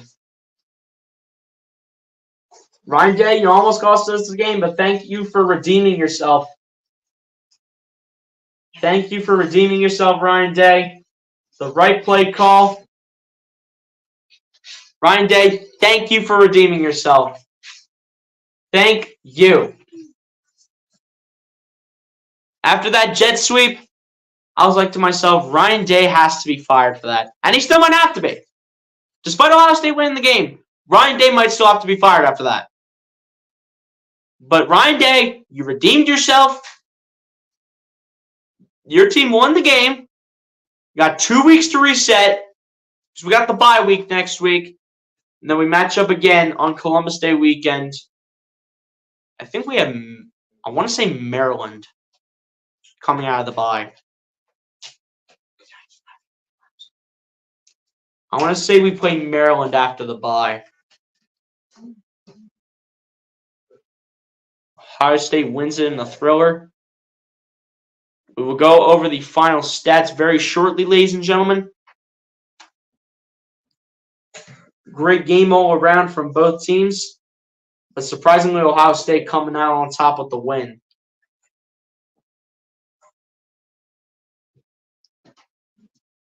Ryan Day still might have to be fired, though, honestly. Just after the jet sweep. And I know it was a top 10 matchup, but at the end of the day, Ohio State won. Ryan Day, you got to be better with that play calling, though. Even though you redeemed yourself to go ahead and get the touchdown. Even though you redeemed yourself to go get the touchdown. You got to be better. You got 2 weeks to prepare for a Week 6 matchup. Do believe it's against Maryland, if I'm not mistaken. But overall, though, great game to Notre Dame. They gave it everything they had. It took them all the way down to the last second to go ahead and win this football game. I give Notre Dame a lot of respect. I give them a lot of credit where credit's due. They played a fantastic game. But Ohio State comes out as the better team on top, just barely, as it took them till the very end to win it. But Notre Dame, you guys played a great game. I'll give you all credit for that. Y'all played a great game against us. And Ohio State barely hangs on to the win. Guys, I'll be right back. Just enjoy the music for a moment, guys. Be right back, though.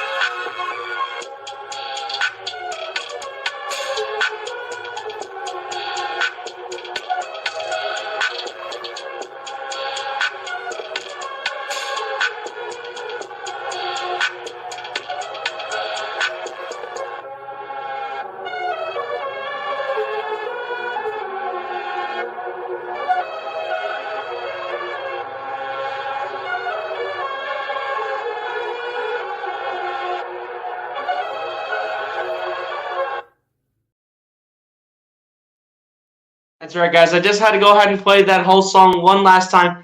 What a thriller of a win by Ohio State. I still want Ryan Day fired, though, after this one. I know it's a top 10 matchup, but still, I want Ryan Day fired after this game because of that jet sweep on 4th and inches, which we should have never had a chance to win this game after that play. But at the end of the day, we were the team that ended up winning. It's Victory Saturday, everyone, for the good guys over here. So on that note, ladies and gents, we're going to go ahead and get to the final stats here, and then we're going to go ahead and get out of here. So hold up here. Let me just do that. Okay. So starting off on the Ohio State Buckeyes side, Kyle McCord finishing his day going 21 of 37 for 240 yards, no touchdowns and no interceptions for Kyle McCord. Travion Henderson, in terms of the running game, leading the way with 14 carries for 104 yards, averaging 7.4 yards a carry and a touchdown. Chip Trayanum following it up with 6 carries for 13 yards, 2.2 yards a carry and a touchdown. Emeka Egbuka with 2 carries for 9 yards, averaging 4.5 yards a carry. Mayan Williams with a carry for no yards, and Kyle McCord with 4 carries for no yards in terms of the running game. Now in terms of the receiving aspect of things, Emeka Egbuka leading the way for the Ohio State Buckeyes receiving game with 7 receptions for 96 yards, averaging 13.7 yards per reception. No touchdowns, though, for Emeka Egbuka. Cade Stover then following it up with 7 receptions of his own for 52 yards with 7.4 yards per reception in terms of his average. Xavier Johnson came in for a big play with a reception for 40 yards. Marvin Harrison Jr. not with the best day, though, but could be a little bit better in the next 2 weeks, hopefully, when Ohio State will be back at it again, as he finished with 3 receptions for 32 yards, averaging 10.7 yards per reception. But still, he did have that injury, which might have impacted him a little bit, but he had to come on a little bit to potentially help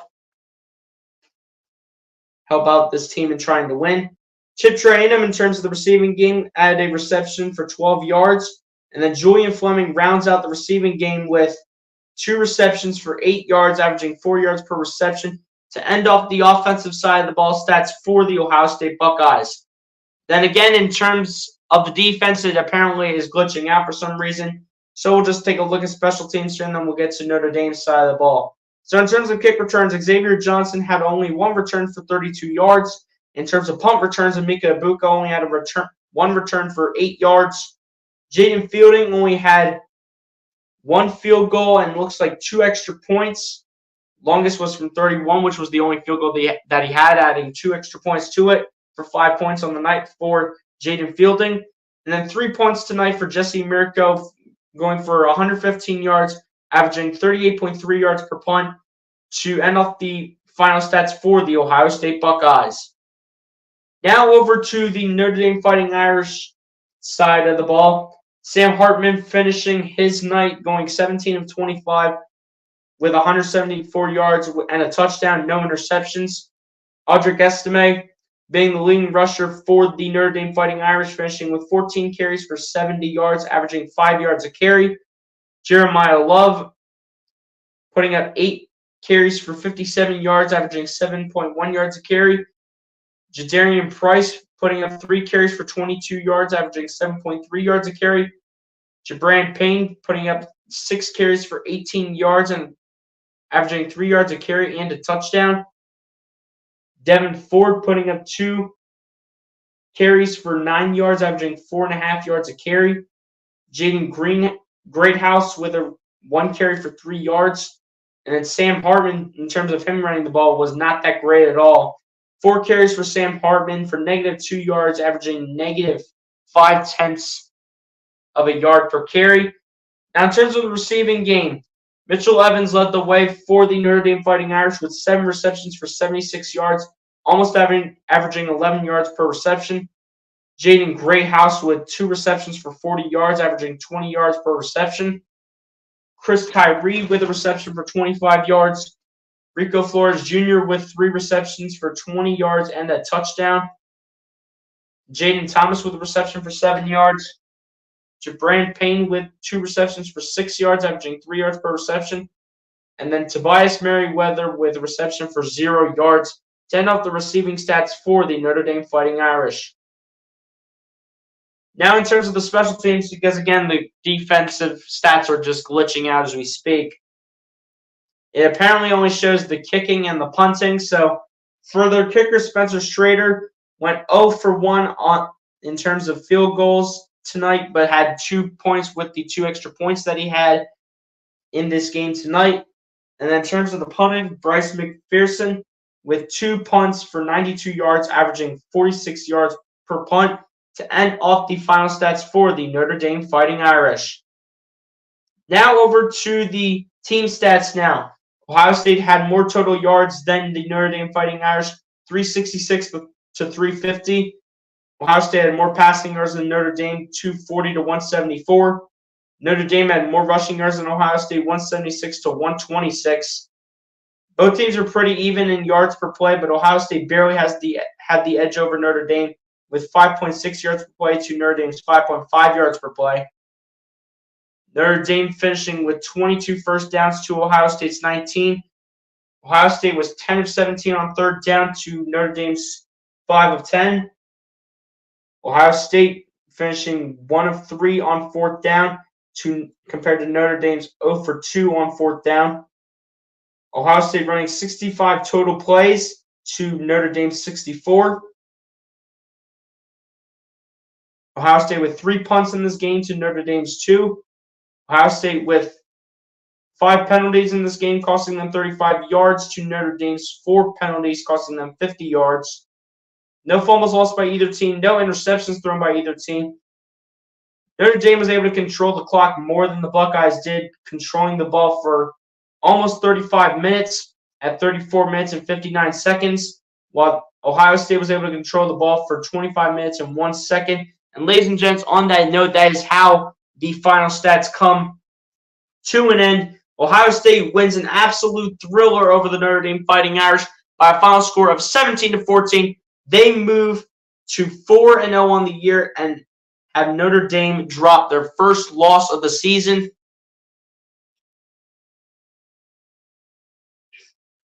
And this is a good win for Ohio State going into the bye. Obviously, they're going to have to correct some things, as we obviously know. They're going to have to correct some things coming out of the bye when they will go ahead and face Maryland coming out of the bye on Saturday, October 7th.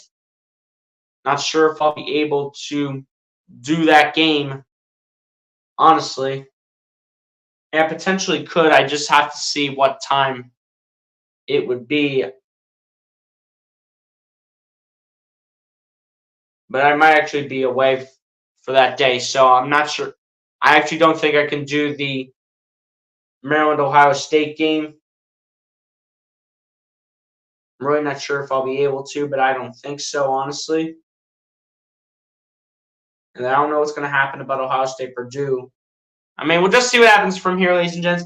But overall, Ohio State gets the win over Notre Dame in a tight one, 17-14. They move to 4-0 on the year going into their bye week. And then coming out of the bye, they will go ahead and match up against the Maryland Terrapins. But Ohio State wins, ladies and gents. It's Victory Saturday. Get to celebrate. Hopefully these guys learn from their mistakes. Got 2 weeks to prepare for the next game against Maryland. So let's see what happens after the bye. On that note, ladies and gents, that's going to pretty much go ahead and do it for me. Be sure to like and subscribe if you guys are not done so. And I'll talk to you guys in the next one. Peace, everybody. Have a good night, y'all. God bless and peace.